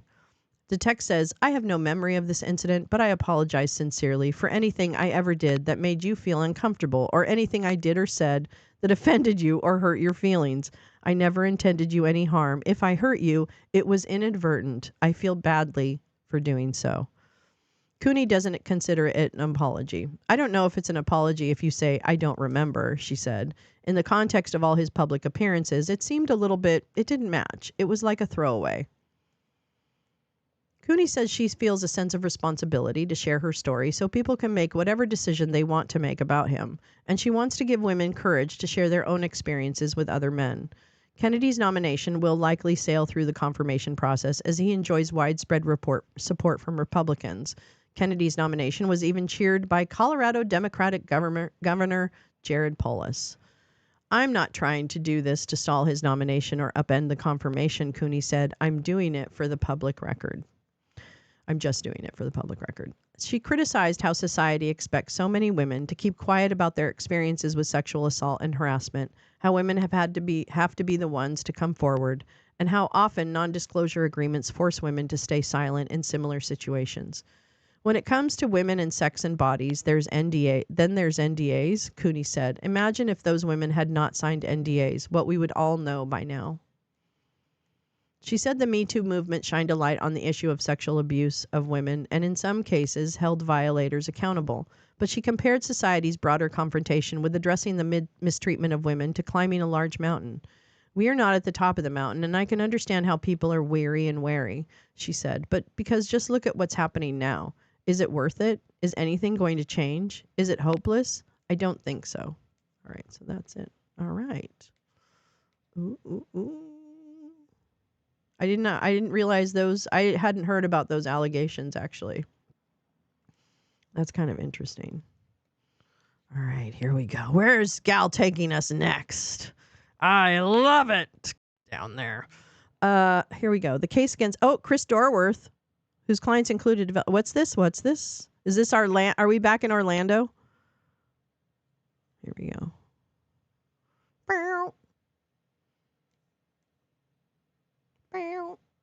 Okay, if my links get confusing. I'm not confused yet. Hold on. I might be confused soon, but I'm not yet. I don't know. Did she stay in his employment or did she leave? I don't know. That's a good question.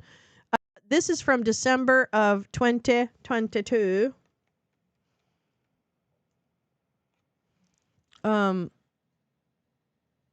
Okay, here we go. Let's start here. Chris Dorworth and Matt Gaetz desperately, this is from 2022, desperately want to make Joel Greenberg their fall guy. The problem is they know they committed these criminal acts along with Joel, and their posturing and obvious fear-driven scrambling is, to quote Dorworth's attorney, going to come back to bite them. Chris Dorworth used the same attorney when he was indicted for violating Florida's Sunshine Law. Prosecutors accused him of acting as a conduit between two board members of Orlando's Toll Road Authority, an effort to oust the executive director, Jason Garcia. Oh, this is at Jason Garcia. This is a potentially precedent-setting legal decision goes unexplained, and the case dissolves amid a scandal involving the prosecutor. I'm just going to read this.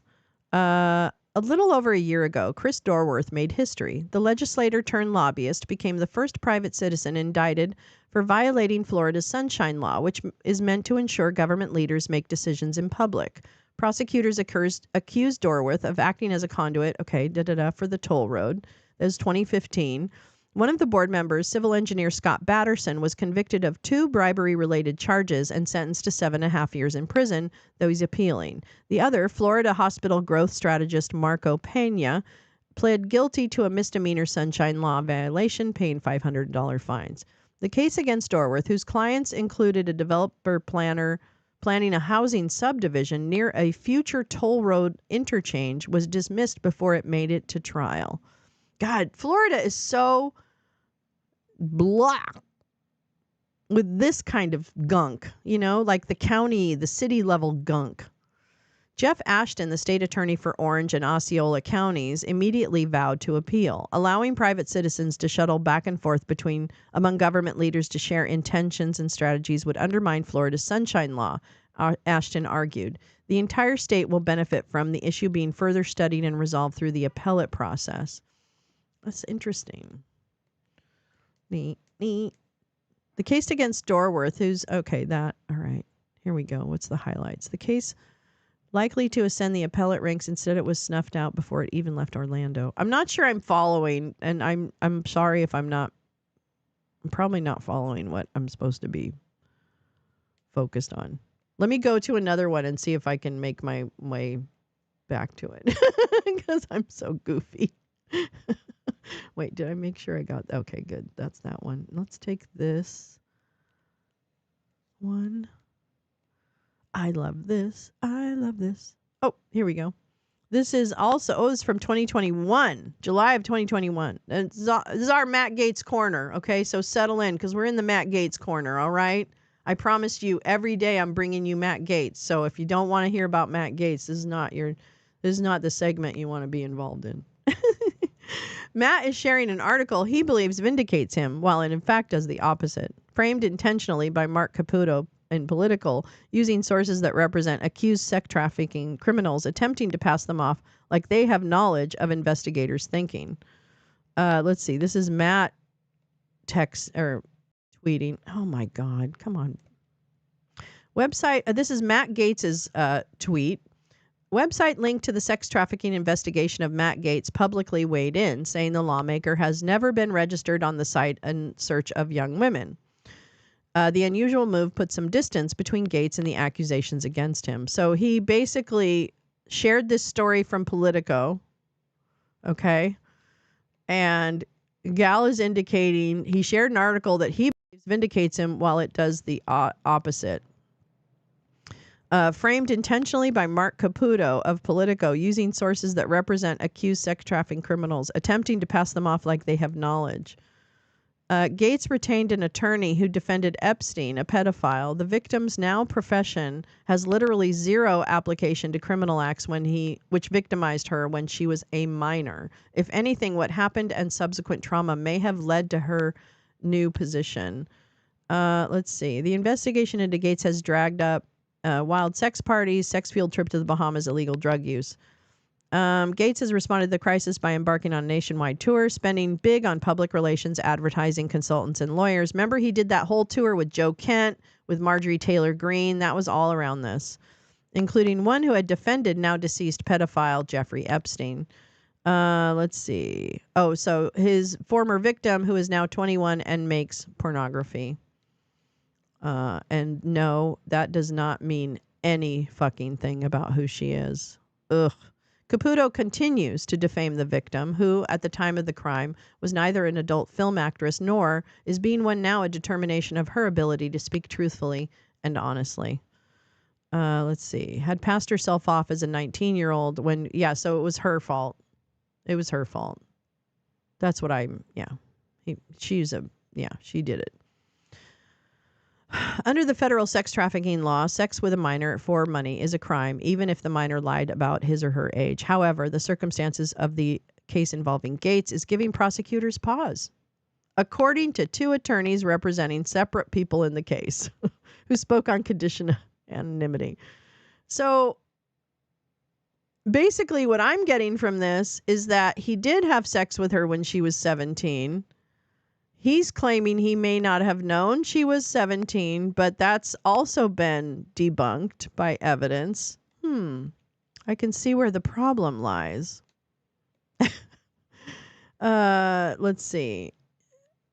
One of the attorneys said, echoing other lawyers familiar with sex trafficking prosecutions who have followed the investigation, yes, there's a strict liability for someone who has sex with a 17-year-old, even if she's only a few months away. So basically, it's admitting that he did it, and just saying, well, but I didn't know. But then saying in the article, well, but it doesn't matter if you didn't know. I mean, do you see what I'm saying? Like, this is all ridiculous. Ridiculous. Additionally, in Greenberg's plea agreement, under penalty of perjury, which could result in reinstatement of 27 other federal crimes, dropped in conjunction with the plea, Greenberg admitted that he had reasonable opportunity to observe the victim was a minor. Let's see. Greenberg uses access to Florida driver and vehicle information database to look up and investigate his sexual partners. One of the individual he searched for in the David system was the minor. On September 4th, 2017, at 1:29 p.m., he ran a search for the minor because he had reason to believe that the minor was under the age of 18. Oops. Search history did it again. It played with your heart. Got locked in your game. Lastly, let's square this up. Greenberg used an account at the website to identify women whom he later paid to engage in commercial sex acts with him and others. The fact that Gates doesn't have an account at Seeking Arrangements is irrelevant. And it's like Greenberg used an account at the website, the Seeking Arrangements, to identify women whom he later paid to engage in commercial sex acts with him and others. It doesn't matter. You don't have to have an account. Note. Mark Caputo emphasizes the victim, a minor, had lied about her age. Caputo in his article engages in rhetoric of victim shaming that we saw how the victim was reportedly treated when the perpetrators of crime against her discovered her age. This is from, they know he paid me to pay the girls and that he and I both had sex with a girl who was underage. Gates and others had sex with a minor they believed to be 19. Joel Greenberg learned she was 17 on September 4th and informed Gates. And then Joel Greenberg confronted the girl to scold her. So that's all in the record. That's all in the record. And there's Roger Stone. Roger Stone. Roger Stone. Oh, we're going around. Oh, this is from 22. I see Mark Caputo is writing more puff pieces for Gates and Roger Stone. Here's the deal. Caputo is where the topic re-credibility witnesses against Matt originated. He crafted it, then a reporter, Devlin, pretended to verify it, and Caputo reaches around the lie he developed. According to 7 attorneys who represent witnesses, people who have been subpoenaed or have spoken to investigators. Wait, what? So the victim, who was a child at the time, is not credible to Caputo and company, but 7 attorneys for co-conspirators are? This is from the Caputo article, but the sex trafficking investigation into Gates now appears stalled. According to 7 attorneys who represent witnesses, people who have been subpoenaed or have spoken to investigators. The attorneys briefed on aspects of the case say federal investigators appear stymied by concerns about the credibility of 2 key witnesses or a lack of direct evidence implicating Gates, who has denied all wrongdoing. Oh. God, Ginger, what are you letting him do to you? Because you know where that's been? Ginger, do you know where that's been? Do you care at all where that's been used? Okay. Caputo is just a grown-up Jacob Engels. Praise both. Here's from 2021, a little Roger. Oh, this is Caputo. Oh, yes. Actually, I really like this clip. It's all crap and bull. Is he going to apologize to you? Well, Alex, first of all, let me echo what you said about InfoWars. InfoWars is the tip of the spear. InfoWars is indispensable in the fight for freedom. I went to a big, fancy, elitist party this weekend because a very good friend of mine, Mark Caputo, the only honest reporter who works at Politico, what about John the Miami Solomon? Herald. Very honest reporter. Had a cocktail party, and of course, when I walked in, liberal heads exploded. These people are so rude and intolerant. It's extraordinary. I loved it. But in all honesty, people kept asking me, why do you go on InfoWars? Why do you go on InfoWars? I'll tell you why. A, you reach millions of people. I'm a Russian asset. In the 6 years I've known Alex Jones, he has never attempted to censor me. Not once have you ever said, oh, you can't say that here, you can't say this. You get the unvarnished truth on InfoWars. I can't think of any other media outlet that's true. I'm glad to be here. I'm lucky to be here. I'm lucky to be alive. Thank God for that. It's all crap and bull. Is he going to apologize to you? All right.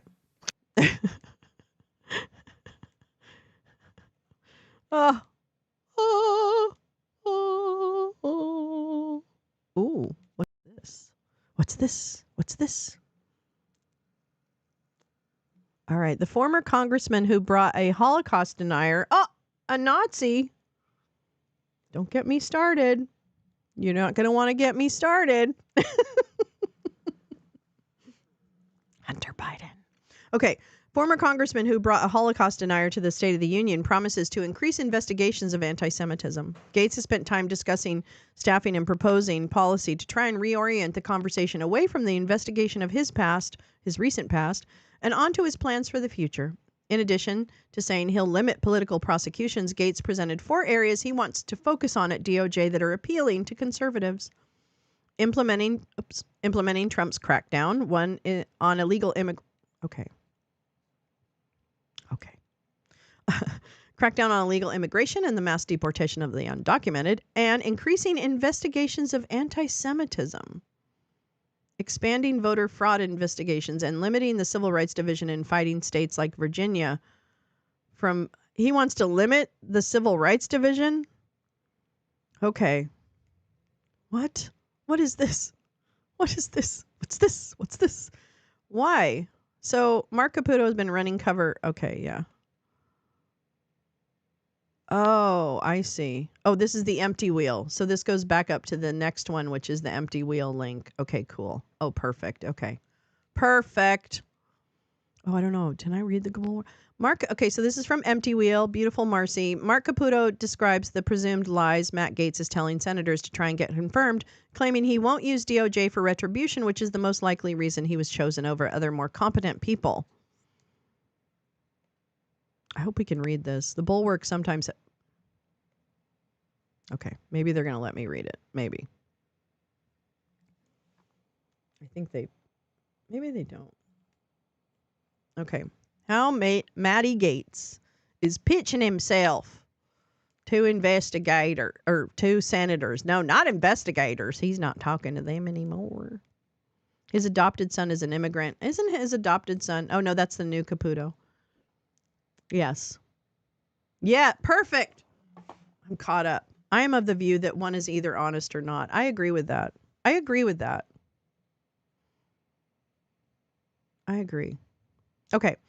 Here's how Matty Gaetz, child rapist, is pitching himself to senators. The beleaguered Trump AG nominee and child rapist is trying to calm the nerves of jittery senators by stressing he, the child rapist, won't be out for revenge or rape. Maybe he's not promising that. Sorry. My bad. Matt Gaetz's first round of meetings with Senate Republicans included an unexpected pitch for how he will comport himself as Attorney General should he get their votes. He's not thirsting for retribution at the Department of Justice, he told the lawmakers.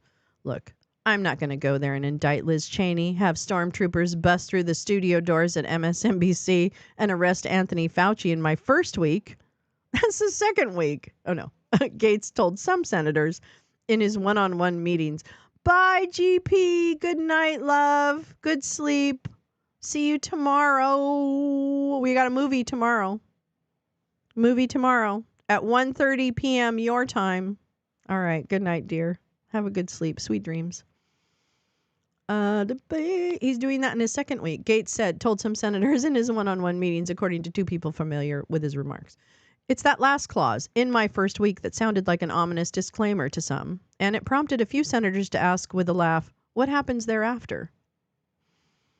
It's that, we're not doing that, Donald Trump's AG nominee then said. According to those people, we're breaking the cycle of weaponizing the DOJ. Okay. Gaetz' pledge to perform, not torch, the DOJ requires a fair bit of trust and faith, as it runs against other pledges from Trump world operatives to systematically undo and weaponize the department that they believe was used to target their boss. But as the beleaguered former congressman tries to muster the needed 50 votes for confirmation, he is taking carefully calibrated steps to calm the nerves of jittery Senate Republicans. Gaetz has spent time discussing staffing and Oh, that's right. We read that from the thing. Okay, so that... Okay, so these are the 4 areas of emphasis: implementing crackdown on illegal immigration, increasing investigations of anti-Semitism, expanding vote, so all the investigations, increasing DOJ investigations and prosecutions related to the trafficking of fentanyl precursor chemicals from China, ending pressure on social media companies to remove content they have deemed misinformation and disinformation. So why the anti-Semitism, Gal? Why is that? Why is he including that? I don't get it. What's his end game with that? But Gaetz' confirmation still might be too difficult to swallow for many senators. No shit. He's a rapist. Democrats and a fair number of Republicans have expressed concerns about Gaetz' judgment, his morals, and whether he would exact revenge on the very agency that spent more than 3 years investigating him over allegations of sex trafficking a minor. Evangelicals. Gaetz has denied the allegations and DOJ's investigation into the matter. Kevin Roberts, yeah, he's a Christian supremacist. Okay. Interesting. Wow. Gaetz has denied the allegations and the DOJ's investigation into the matter resulted... I can that down. In no charges. But the context of the investigation raised deep questions about his character. Are you kidding me? He's a child rapist and left a parade of horrible headlines that damaged his reputation. He's a child rapist. Stop it. The absence of charges also didn't mean that Gates had been put in the clear. Excuse me. At least politically. The House Ethics Committee has also been investigating the matter based on the same accusations and witnesses. Gates' abrupt resignation from the House last week would effectively put Gates' abrupt resignation from the House last week effectively put an end to that query, and on Wednesday, lawmakers declined to release their findings, though they will meet again in early December on the matter. The anti-Semitism is a small focus that supports Netanyahu. That's what I thought it was, like a message to someone. Top Republicans have tried to keep the Ethics Committee report confidential. Oh, they're trying. Gates, meanwhile, has made the fact that the Justice Department declined to prosecute him a central component of his case to Senate Republicans. Can I also say that there's a hacker with some of the information? So it has to come out. Like, come on, people. Can we at least hack something for the good of humankind? Can we? I know he's an anti-Semitic himself. That's my point. A specific kind of anti-Semite. That supports Netanyahu. Yeah. Power, pussy, paper. As we say here in the chat. As the chat says. Let's see. There's no there. Gates told based Mike Lee, dial boy, a member of the Senate's judiciary, who relayed the account to the Bulwark. I'll talk for Maddie. I'll talk for my buddy. He's my buddy. Not your buddy, he's my buddy. And he's going to get me. It's legally statutory rape in Florida. Yeah. Yeah, it was her fault will be the mantra. Strict liability admits no mitigation or defense. Howard Lutnick sounds like a scumbag. Oh, he's a scumbag. No, he's totally a scumbag. Oh, my God. 4 days after 9/11, he sent all his dead employees' families notice that they weren't going to get paid. No, Howard Lutnick is an asshole. You know what never left me either? Can I just say this out loud again that I've said on screen before? When I was looking into Truth Social, when it first started to come up, that digital world something, whatever the company was that was helping Truth Social get off the ground, I remember looking at the funders of that, and there was an LLC called Cantor Fitzgerald something 7 or something, and it was like, I thought, wow, how weird to use the Cantor Fitzgerald name, given all the attachment to it from 9/11.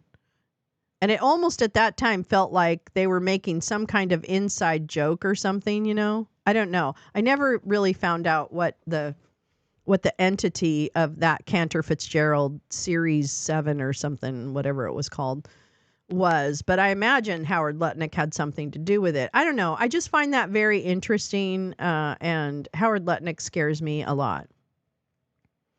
I just don't think he's going to. I think this is kind of the shock and awe campaign. I think, Max, you said it. You called it that yesterday.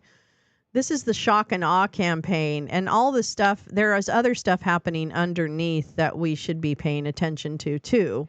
I mean, I think it's important to actually, keep an eye on the shock and awe. And then, also understand what might be happening behind the scenes. Thank goodness. Okay, go Joe Biden to get those federal judges appointed. All right. That's I want that work done. And I've heard that work is being done. So I wholly support as many federal judges. If we can kind of like, bring the, if we can at least, I don't know. I don't know what I'm going to say. Is that specific kind the end times kind? I would imagine. I would imagine it's that, yeah, we want the rapture to happen. I just don't think Matt just seems so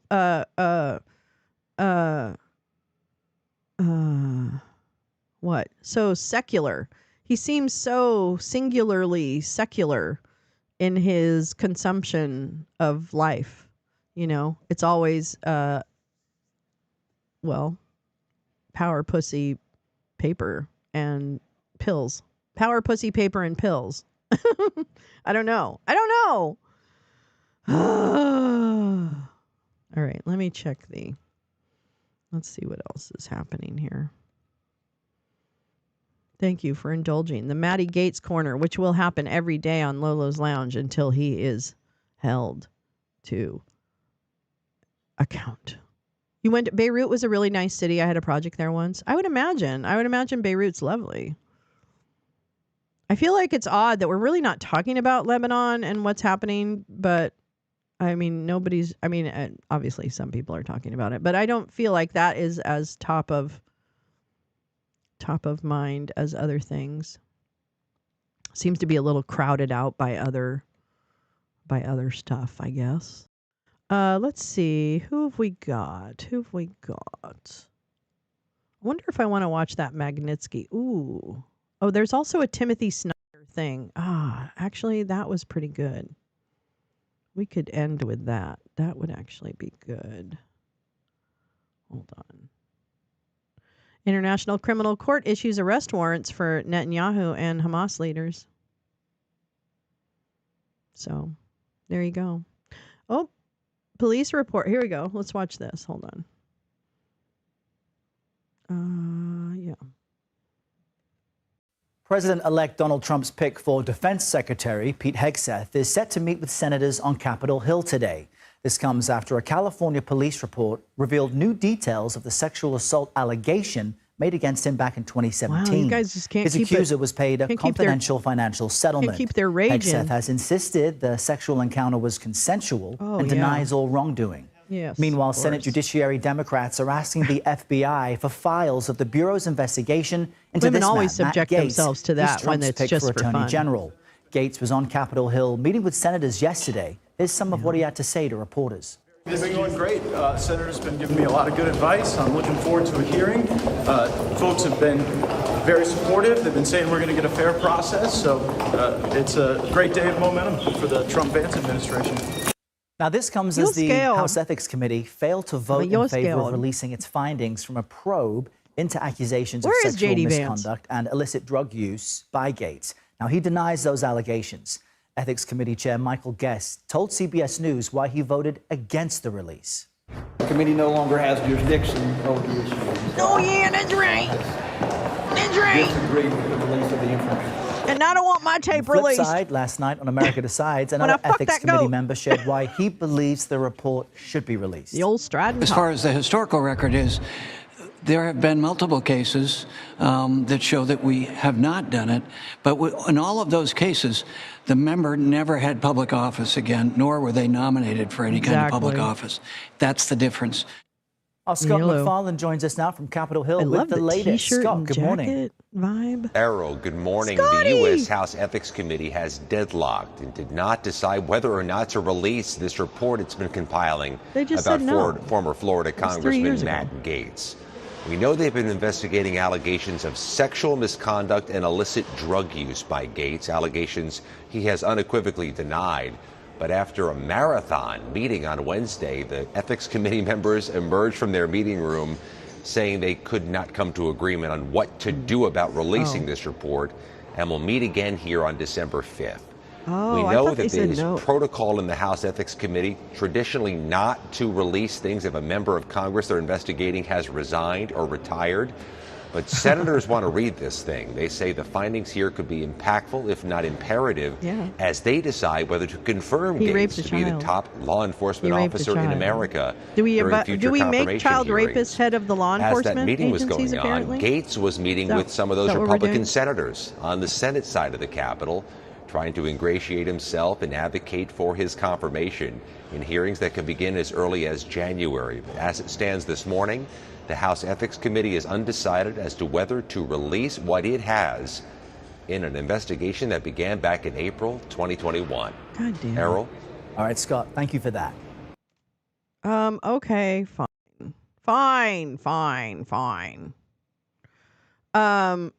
Oops, where'd I go? Remember, they wanted to impeach Jimmy Carter because he had an interview in Playboy magazine where he said he had impure thoughts in his head. He had committed lust in his head. That's right. Yeah, it was almost, they really did. I remember that very well, Jim. They wanted to impeach Jimmy Carter because he had admitted to impure thoughts about other women while in his marriage. And his wife, Rosalind, died next to him, like near him. Like that was one of the greatest love stories, I think. I mean, I would want someone like Jimmy Carter to love me like he loved Rosalind. All right. What is this Jussie Smollett review? So, how long ago that Simple Times. I know, right? Isn't that interesting? That was interesting. Times have changed quite drastically. I mean, these events are kind of mind-boggling. Oh, Russ. Oh, Jesus Christ. I didn't see this. Trump set to appoint Project 2025 architect Russ Vought to Office of Management and Budget. Did I miss that? It wasn't about power. Yeah, it was about probably an attractive woman. I don't know. I don't know. The love story of the Carters is one of the most beautiful love stories I've ever witnessed. And I wish I had someone that loved me as much as he loved his wife. That's amazing. That's totally amazing. That's so beautiful. Now you can just go up and grab the pussy and it's all good. And they let you do it because you're famous or something. Wow.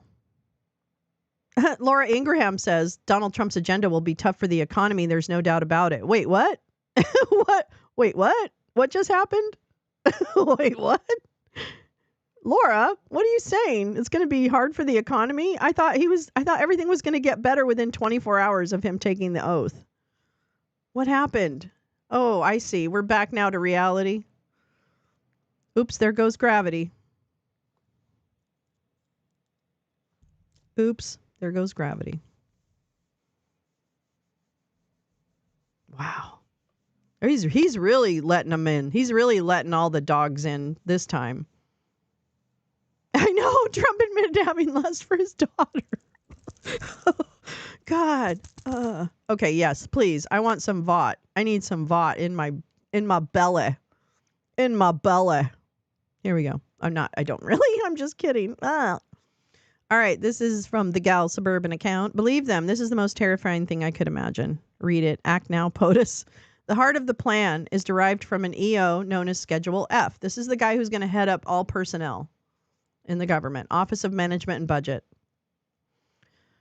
The heart of the plan is derived from an EO known as Schedule F, developed and refined in secret over the second half of Trump's term and launched 13 days before the election. Axios.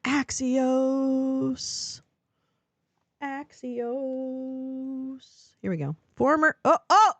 I'm not even reading that. I'm so sorry. I'm sorry. This was what I was reading before. This is Gal's tweet. Sorry. This is from 2022. All right. So here we go. And then I pulled this up. This is the Axios. And this is from 2022. A radical plan for Trump's second term. So we're going in the Wayback Machine to read about how fucked we are right now. Oh, man. Okay. Here we go. Former President Trump's top allies are preparing to radically reshape the federal government if he is reelected, purging potentially thousands of civil servants.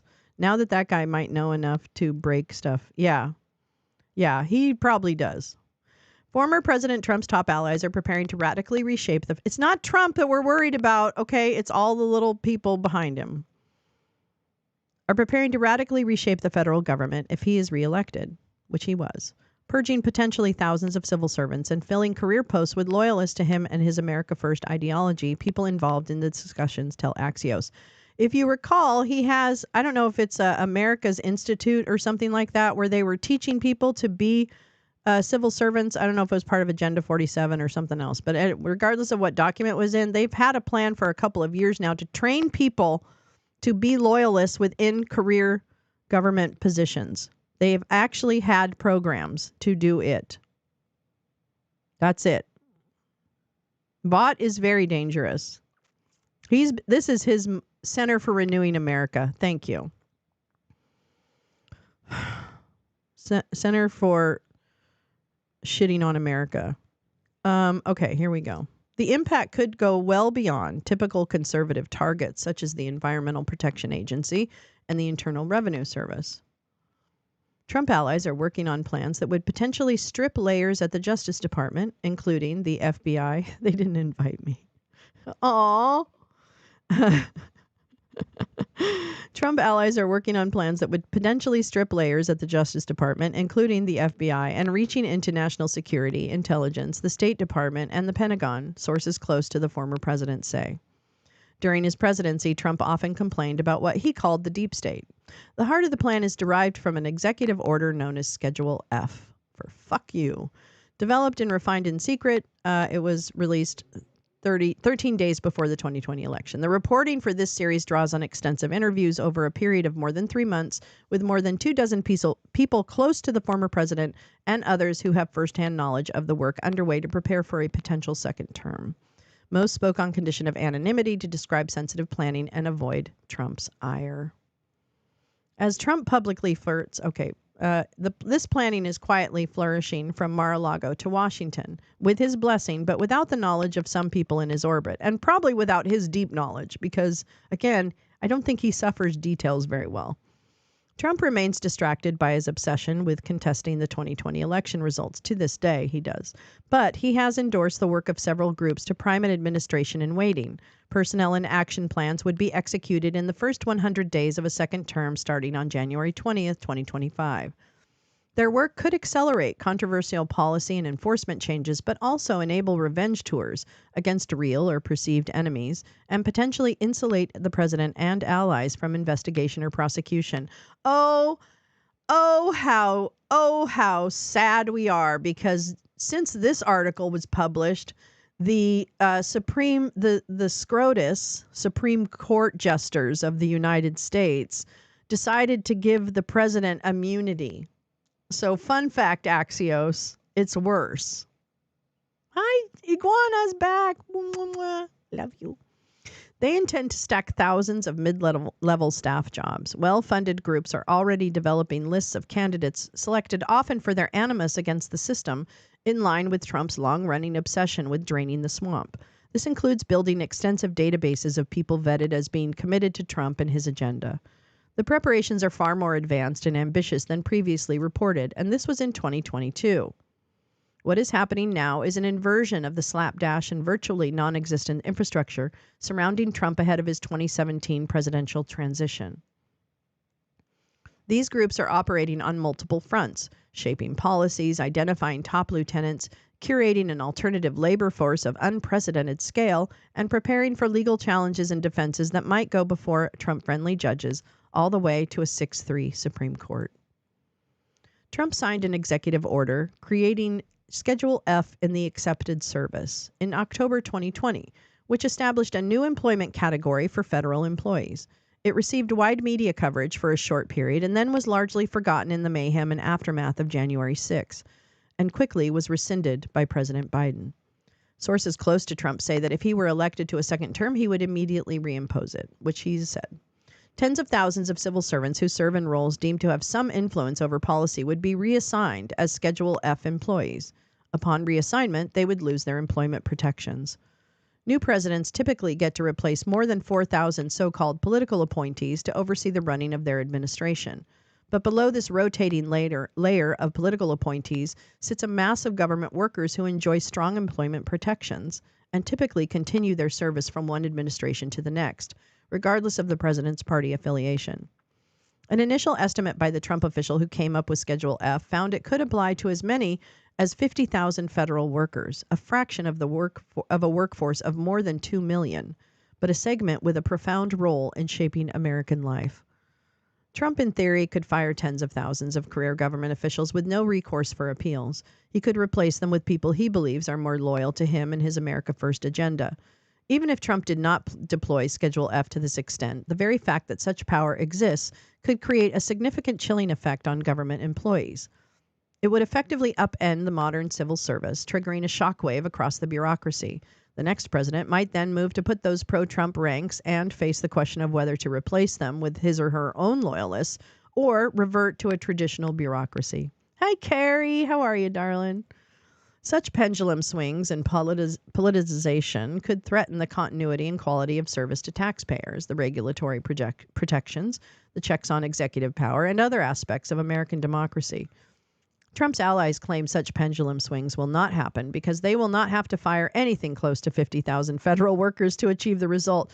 Well, now that's funny because if you talk to today, this is from 2 years ago. It's from 2 years ago, this article. So if you talk to Vivek Ramaswamy today, co-chair of the new department, dog shit, if you talk to him, he's going to fire 1 million people out of that 2 million. So the actual quote should read something like, the will not happen because they will fire close. As one source put it, out of behavior change. No, as one source put it, because we're going to shit can more than 4,000, 50,000. We're going to shit can 1 million. Firing a small segment of bad apples among the career officials at each agency would have the desired chilling effect on others tempted to obstruct Trump's orders.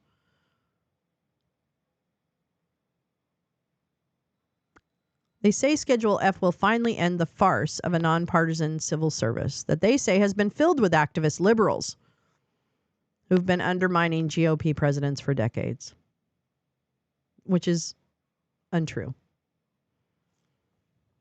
and disgusting, frankly, and an insult to federal workers. I fucking hate Republicans. I'm sorry. Or whatever you are. Whatever you guys are calling yourselves these days.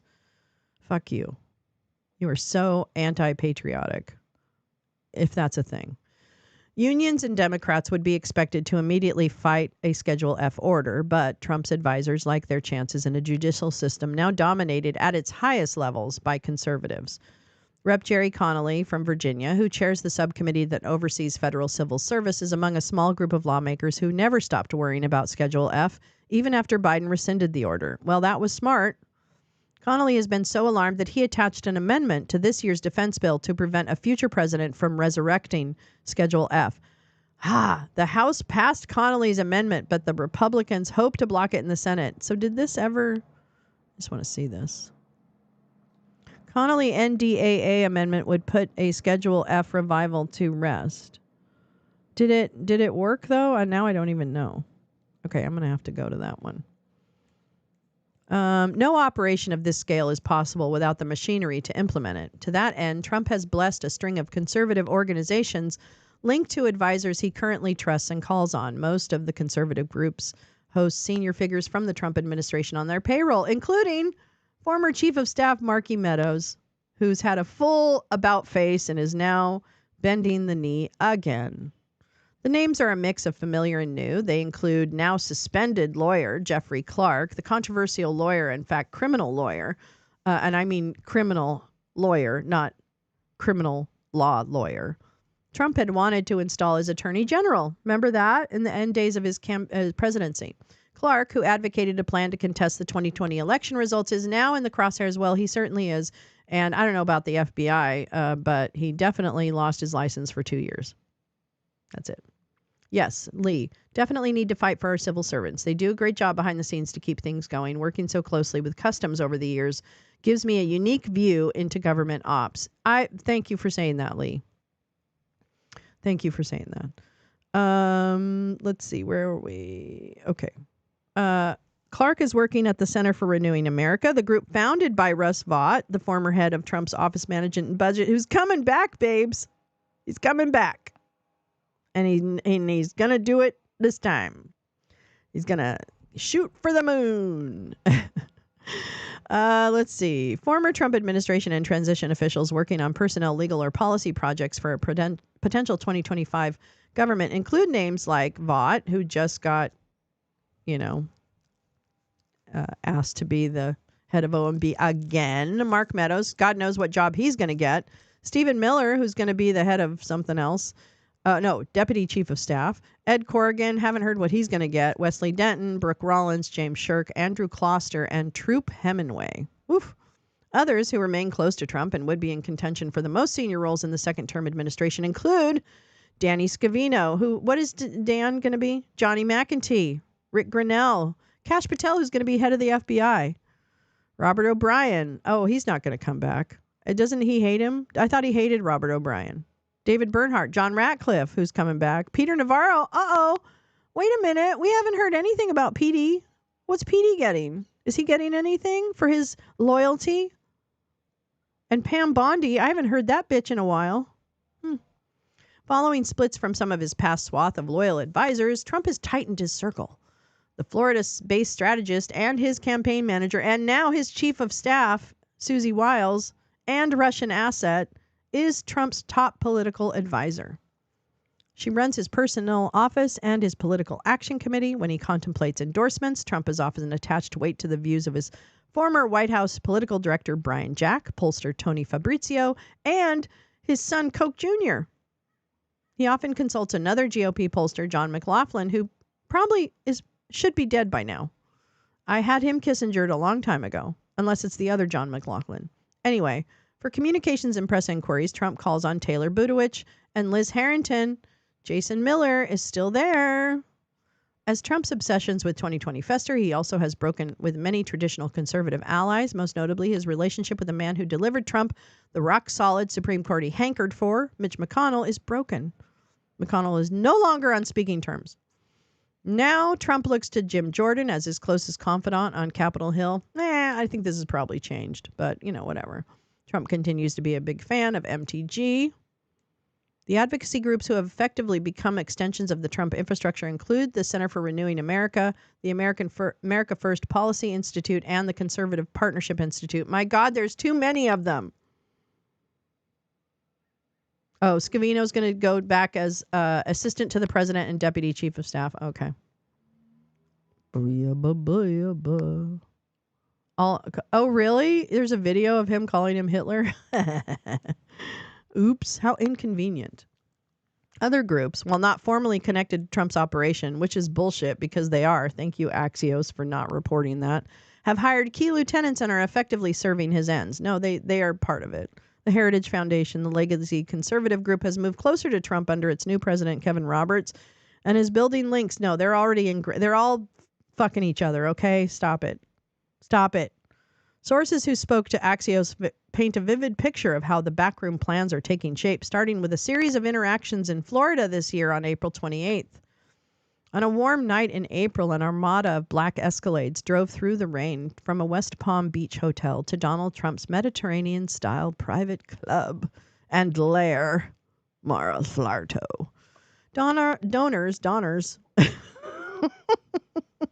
Donors and Trump allies were getting soaked through their clothes as they waited in a brief downpour to be frisked by wands before they could access the inner sanctum of Mar-a-Lago. Inside, near the bar, past the patio, a balding man with dramatically arched eyebrows was the center of attention at a cocktail table. He was discussing the top-level staffing of the Justice Department if Trump were to regain the presidency in 2025. Let's see how close he was. With a background as an environmental lawyer, Jeffrey Clark, is that him? A veteran of George Bush's administration and lawyer to ExxonMobil for their big spill. Yes, that's right, kids. He just protects all the best. Yes, he does. Okay. By the end of the Trump administration, he was serving as the acting head of the Justice Department Civil Division, although other DOJ leaders paid him a little attention. Okay, whatever. But Trump, desperate to overturn the election, welcomed Clark, the only senior official willing to apply the full weight of the Justice Department to contesting Joe Biden's victory. I mean, this is such an interesting, sanitized way of putting it, And famous underoos. Yes, Boxer Boy, we like to call him. Wait, do I have him? I think I have him. I'll get back to it. Hold on just a moment. But you must know that I think I have it. Do I have Jeffrey Clark anywhere in the building? Jeffrey, are you here? Jeffrey, I don't think you are. I might not have uploaded that. Damn, I thought I did. Oh, well. Okay, that's fine. In February of this year, Clark repeatedly asserted his Fifth Amendment rights. Well, basically, Clark, since this time, has lost his license for 2 years in D.C., and that's all that's happened to him. Bida-bom, bida-boom. And he only had his hands behind his back. He was not picking his butt, and he didn't have handcuffs on. Okay? So stop it. One of the donors asked Clark what he thought would happen with the Justice Department if Trump won the 2024 election, which he did. Conveying the air of a deep confidant, Clark responded that he thought Trump had learned his lesson. In a second term, Clark predicted, and I mean not learned his lesson like he doesn't do bad things anymore, people, because get ready and strap in, because I'm going to tell you. In the second term, Clark predicted, Trump would never appoint an attorney general who was not completely on board with his agenda, i.e., protect him. There was a buzz around Clark. Given Trump wanted to make him attorney general in the final days of his term, it's likely that Clark would be a serious contender. No, not really. Apparently not. Apparently, I'm sorry. By this stage in the evening, more than 100 people were crammed onto the Mar-a-Lago patio. They were a mix of wealthy political donors and allies of the former president, and they had come to see Trump himself bless Russ Vought's organization, the Center for Renewing America. Vaught was a policy wonk who became one of Trump's most trusted officials. Before joining the Trump administration in 2017 as deputy director of the Office of Management and Budget. Oh, he's got a promo. Hold on.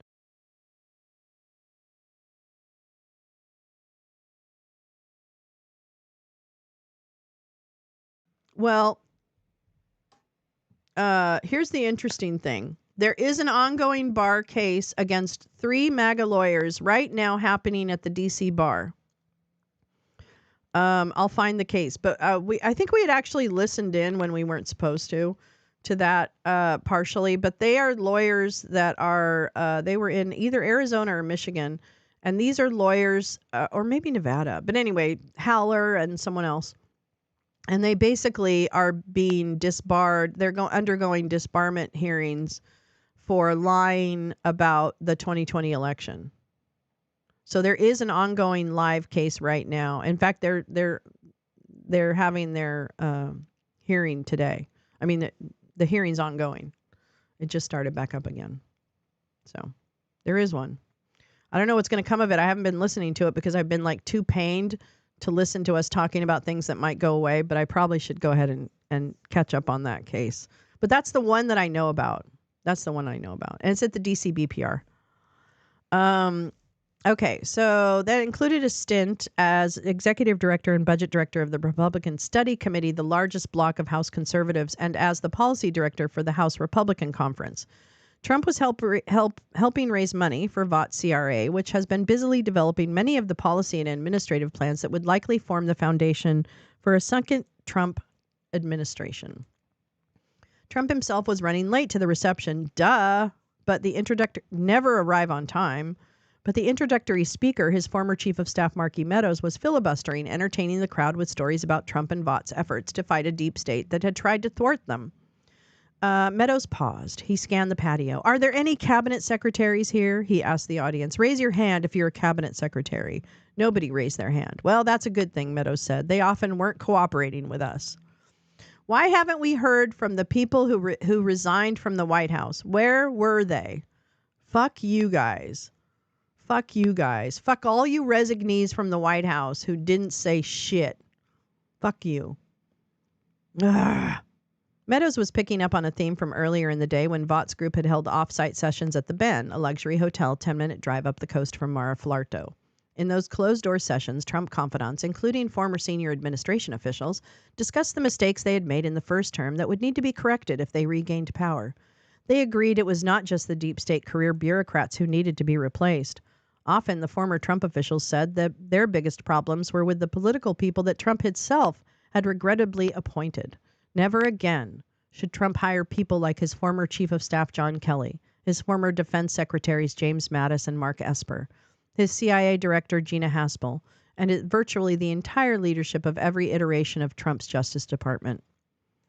Shortly after noon, Kash Patel entered the Benz ballroom. Donors and Trump allies sat classroom style at long rectangular tables in a room with beautiful views of the Atlantic Ocean. The group was treated to a conversation between Patel and Mark Paoletta, a former senior Trump administration lawyer with a reputation for finding lateral ways to accomplish Trump's goals. Is that what we're calling it now? Lateral? Okay. The Patel-Paoletta panel was titled Battling the Deep State. Bar disciplinology is probably less possible than already challenging courtology. Agreed.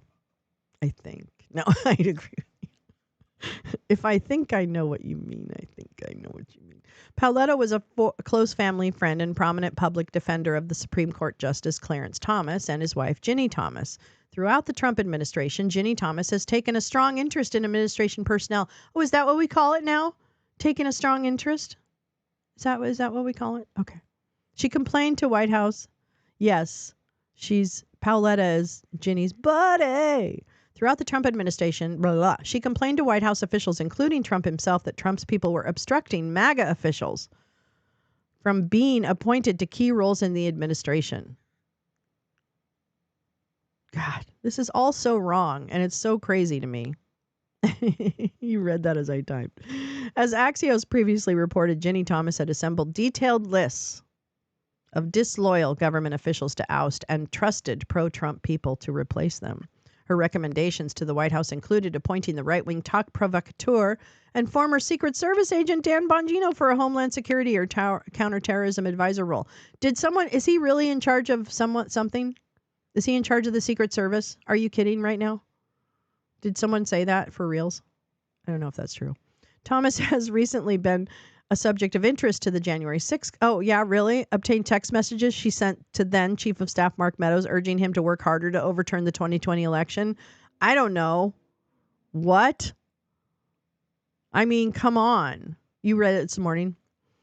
I wouldn't be surprised. I think these are all just like, I don't know. And of course, some of the appointments are probably real. I don't know. Crazy. This is all crazy. I don't know why there can't. I'm not gonna stop talking about it. I'm so frustrated. Patel, Kash the Magic Dragon, Patel, had enjoyed an extraordinary rise from obscurity to power during the Trump era because he's a fucking criminal. Over the course of only a few years, he went from being a chud. He went from being a little-known Capitol Hill staffer to one of the most powerful figures in the U.S. national security apparatus. Well, that's crazy. Does this pull up for you? I forgot about this. I'll take a look at it. He found favor with Trump by working for Devin Nunes when he played a central role in the GOP scrutiny of special counsel Robert Mueller's Russia investigation. Patel was the key author of a memo in which Nunes accused the Justice Department and the FBI of abusing surveillance laws as part of a politically motivated effort to take down Trump. Wah. Some of Nunes and Patel's criticisms of the DOJ's actions were later validated by an inspector general, and Trump came to view Patel as one of his most loyal agents. He put him on his National Security Council and made him the Pentagon Chief of Staff. Wow. In one astonishing but ill-fated plan, Trump had wanted to install Patel as either the deputy director of the CIA or the FBI late in his administration. Well, guess what? He made him the head of the FBI. Not a deputy. Fuck deputy. Fuck deputy. He abandoned this only after vehement opposition and warnings from senior officials, including Haspel and former Attorney General Bill Barr, who wrote in his own memoir that he told then Chief of Staff Mark Meadows that Patel becoming deputy FBI director would happen over my dead body. Well, order flowers. Order flowers, Bill Barr, because you're going under. Somebody check on Bill Barr. Never again would Trump acquiesce to such warnings. Patel has only grown closer, and now he's the head of the FBI. Over the past year, Patel has displayed enough confidence to leverage his fame as a Trump insider, establishing an online store selling self-branded merchandise with $K$H baseball caps and Fight with Cash zip-up fleeces. Wonderful.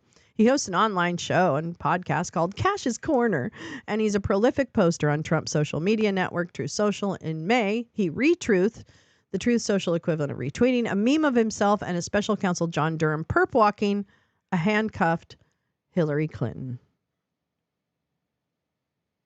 Oh, that's true. Law wiggling. Bar will survive because of its technical. The technical. He's not really deputy. He's the head of it. So, yeah, you're right. Good point. There's always a loophole. There's always a loophole. He also set up the Kash Patel Legal Offense Trust to raise money to sue journalists like Jim Stewartson. Yes, Kash Patel is suing Jim Stewartson because Jim called him a chud. Literally. He recently authored an illustrated children's book about the Russia investigation in which King Donald is a character persecuted by Hillary Clinton and her shifty knight. Trump characteristically gave it his imprimatur? Imprimatur? I don't know how to say that word. Declaring he wanted to put this amazing book in every school in America. He is a chud. He is a chud. He's like King Chud, really. During that April 28th discussion at the Bend, Patel portrayed the national security establishment. Just make sure. That in Washington, D.C. as malevolently corrupt. He claimed the intelligence community had deliberately withheld important national security information from Trump, who would not read his daily briefings and refused oral briefings. According to two people in the room, Patel told the audience he had advised Trump to fire senior officials in the Justice Department, and he lamented the appointments of Deputy Attorney General Rod Rosenstein and FBI Director Christopher Wray. Paoletta also recounted to the audience instances in which Trump officials refused or slow-walked lawful directives because they disagreed with the former president's policies. Patel's message to the audience was that things would be different next time. A source in the room said later that the takeaway from the session was that if Trump took office in 2025, which he is set to do, he would target agencies that conservatives have not traditionally viewed as adversarial. Sources close to the former president said that he will, as a matter of top priority, go after the national security apparatus, clean house in the intelligence community and the State Department, target the woke generals at the Defense Department, and remove the top layers of the Justice Department and the FBI. King Chud, the musical. A spokesperson for Patel, Erica Knight, did not dispute details from this scene at the Bend in West Palm Beach when Axios reached out for comment. Regarding his other post-government activities, she said Patel wanted Axios to include this statement in its entirety. Oh, here we go. This is what Kash Patel wants you to know. The fundraising focus has changed from the Kash Patel Legal Offense Fund Trust to the broader Kash Foundation, with an expanded mission of variety of efforts, including education, youth development projects, and veterans assistance. Oh, I really would like to look at this. All money raised via Kash merchandise will benefit these great causes. The Kash Foundation is properly operating as a not-for-profit organization, has applied for tax-exempt status, submitted a oh, I gotta look at that one. I'm gonna look. Yeah, Power Puss and Patel. There you go. Sour Puss. Sour Power Puss. As a 501c3, the Kash Foundation would likely be required to detail. Yep, they do. They have to file detailed annual reports on their finances and activities with the IRS on Form 990. But until that tax-exempt status is secured, it's difficult to know what Patel's group, currently structured as a legal trust, Knight said, has raised financially or how it has spent its money. Knight declined to provide details on the group's activity to date. Later that day, at the Mar-a-Lago reception for Center for Renewing America, Russ Vought, new head of OMB, Trump confirmed some of these impressions from Paoletta and Patel about his deep-rooted animosity toward top people in his administration. Yeah, fuck my life. Institutes of mass destruction. King Tut. King Chud. Trump confirmed some of the... Okay. In a 45-minute speech, Trump rambled over a long list of grievances about his government, according to a witness. He ridiculed his first defense secretary, James Mattis, calling him the most overrated general in history, and added that a lot of the generals were overrated and should not be allowed to appear on television. Eventually, Trump asked the people who were holding up their iPhones to stop recording. Trump saved his kindest words that night for two individuals, Mark Meadows and Russ Vought. He praised their organizations and the important work they were doing. During the past year, Vaught's group has been developing a plan that would benefit from Schedule F. And while the power rests largely on the fear factor to stifle civil service opposition to Trump, Sources close to the former president said they still anticipate needing an alternate labor force of unprecedented scale, perhaps as many as 10,000 vetted personnel, to give them capacity to quickly replace obstructionist government officials with people committed to Trump and his America First agenda, or just his agenda, because there's nothing America whatever about it. In other words, a new army of political partisans planted throughout the federal bureaucracy. Oh, dang. Let's see. Is this? I think this is the next one. Oh, wow. It's not amazing. Selena Wang, Trump advisor, tells John Carl the message to Senate Republicans who try and oppose confirming Matt Gaetz. If you're on the wrong side of the vote, you're buying yourself a primary. That's all. And there's a guy named Elon Musk who is going to finance it.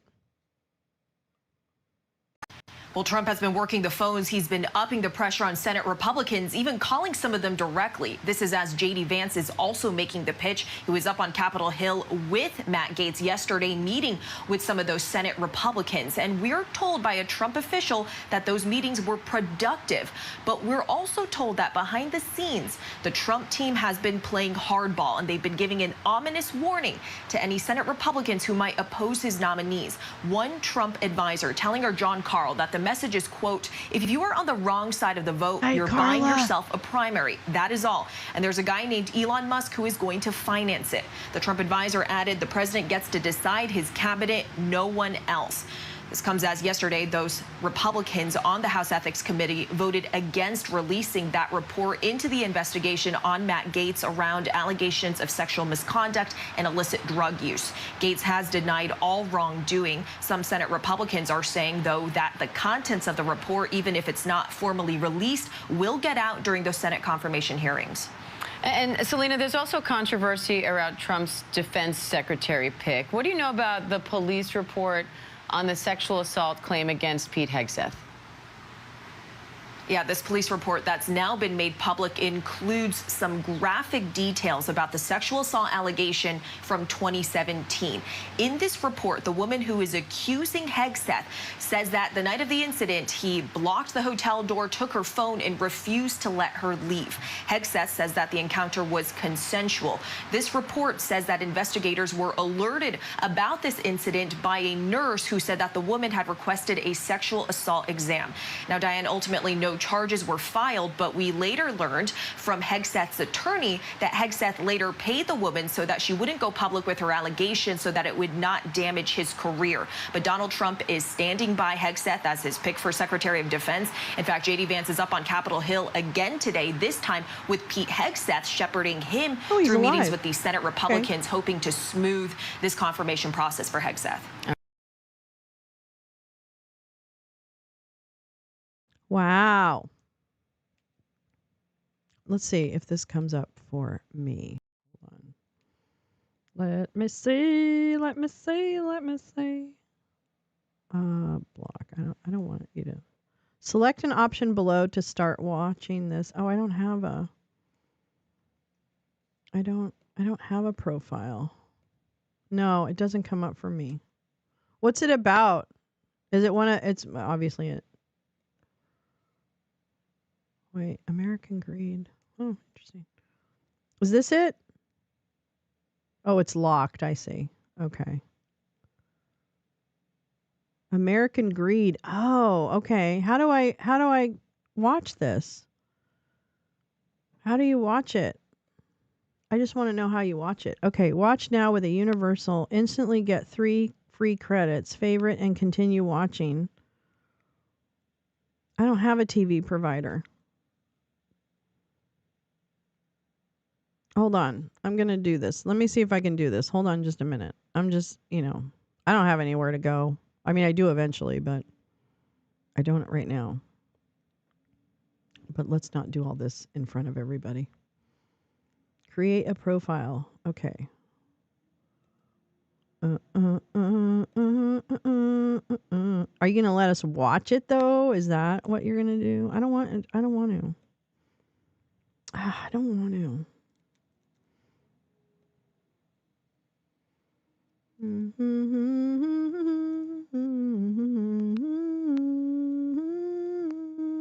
What's my birth year? I don't know. No. Oh, well, that's not it, but that's okay. Okay, that can't be required. I've read and understood. Yeah, I do. Sure. You have all my data. Welcome. Okay, start watching, but I want to watch this. Okay, so am I watching the lawyer? No, I've got it, gal. I've got it. Am I watching the lawyer lies? Which episode am I? Let me make sure. Am I watching? Let me. American Greed about Joel Greenberg. Let me see. Wait. What's this? I just want to see which episode. I want to make sure I got the right episode. Okay. Well, thank you. Thank you for showing me this. This is great. This is fantastic user interface. I just want you to know that. Thank you. Thank you, NBC. Thank you. Thank you very much. Okay, is this the one? Wait, hold on. Hi, Teresa. No problem. Oh, okay, maybe. Hold on. Let me see here. We're good. Oh! Whoop, whoop. I might get knocked on this one, but maybe not. CNC. In the early morning of July 23rd, 2009, more than 300 FBI and other federal agents fan out across New Jersey and Brooklyn, New York. This was the biggest roundup of corruption in New Jersey state history. That is saying something. Graft is nothing new in the Garden State. There literally have been more than 100, perhaps approaching 200 arrests in just the last few years out in New Jersey, where politicians and municipal officials have been caught taking bribes. At 6 a.m., the go-ahead is broadcast from FBI Central Command in Newark. Newark CP to all teams. Execute. Oh, here we go. Execute. Here we go. And like a well-choreographed elected to local office in similar... Okay, so we got that story. I see. It's one story within it. I get it. Okay. Dun-dun-dun-dun. Dweck is... All right, hold on. Let me take it off. Hold on. I'm coming back. I'm coming back. Hold on. I'm coming back. Hold on.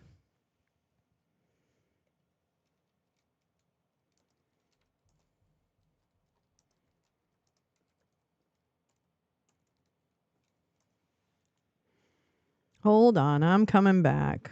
I'll come back. Hold on. I'm coming back. I'm coming back. I think I'm coming back. It's okay. Don't be sorry. Don't worry.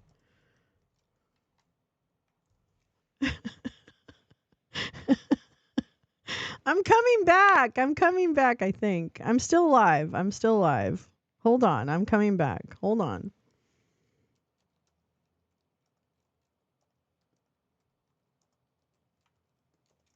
Yeah, hold on. Don't leave. I'm not going anywhere. Takes him a minute. There you go. We can play that on C-SPAN. Yeah, exactly. Oh, wait, hold on. Oops, am I absolutely down? Wait, I'm really down? Am I really down? Am I coming back? I don't know. Maybe I'm not. I believe we have a troll. No. No, I blew it by, saying I was doing something. Are you guys back? Are you back? I don't think you're back. Hold on.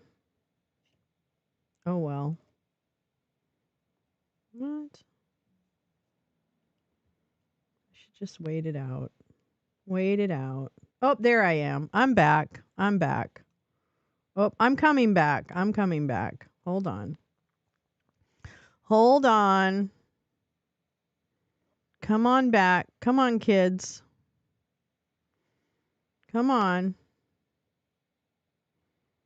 Come back. It shouldn't have shut the whole thing down. There it is. There we go.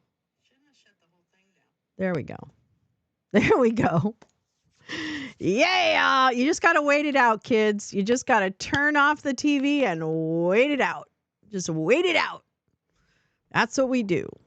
No problem. It happens with yes, it has happened with NBC content. I thought CNBC was not NBC. No, I'm just kidding. I knew it might happen. It's fine. It's fine. Don't worry about it. Do not, please. I knew it was a potential. And what it'll do is it'll block viewing of this particular episode. But what I can also do is trim out the part where we show that, and then it'll bring the episode back for future viewing. It's not a big deal. I'm glad we watched it because I didn't know about it. So she's back. Anyway. But I am back just in time to say so long because we're coming up on 3 hours and but yeah, no, they can't hold me down that far. Don't hold me down. Don't hold me down. Don't hold me down. You can't hold Lolo down. Yeah. You can't keep a good Lolo down. That's right. You can't keep a good Lolo down. All right, my friends. I'm going to go. And thank you so much. What a great show. I'll fix it. Don't worry. Please, Gal, I love you so much. I'm so grateful to you for sharing so much good content. And everyone, I just want to say, I will not always remember who shared certain links with me. So I apologize if you ever feel like you've shared things and I don't acknowledge it. Just let me know that, please.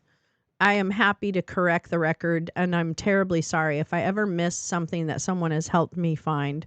I'm so grateful to you. So please let me know when I fuck up. Anyway, okay. Have a wonderful Wednesday. You made it for the comeback, babes. Mwah. Have a great, it's Thursday? Oh wait, it's Thursday, right? Okay. Have a great Thursday. I'll see you tomorrow morning. Tonight is RadPod at 7 p.m. Pacific, 10 p.m. Eastern. RadPod will be on. Tomorrow morning we have Wake and Bake, and then tomorrow night we have movie night with The Substance and maybe another showing of Surveilled. I probably will tack that on after we watch The Substance, and we'll do Surveilled, and so people can hang out for that. It's an hour, so it'll only add on an hour to the evening. If you missed it last night, please come back for it tomorrow night after our main feature, which is The Substance. All right. Have a wonderful day, everyone. I'm really glad you came today. Thanks for hanging in there. Love ya.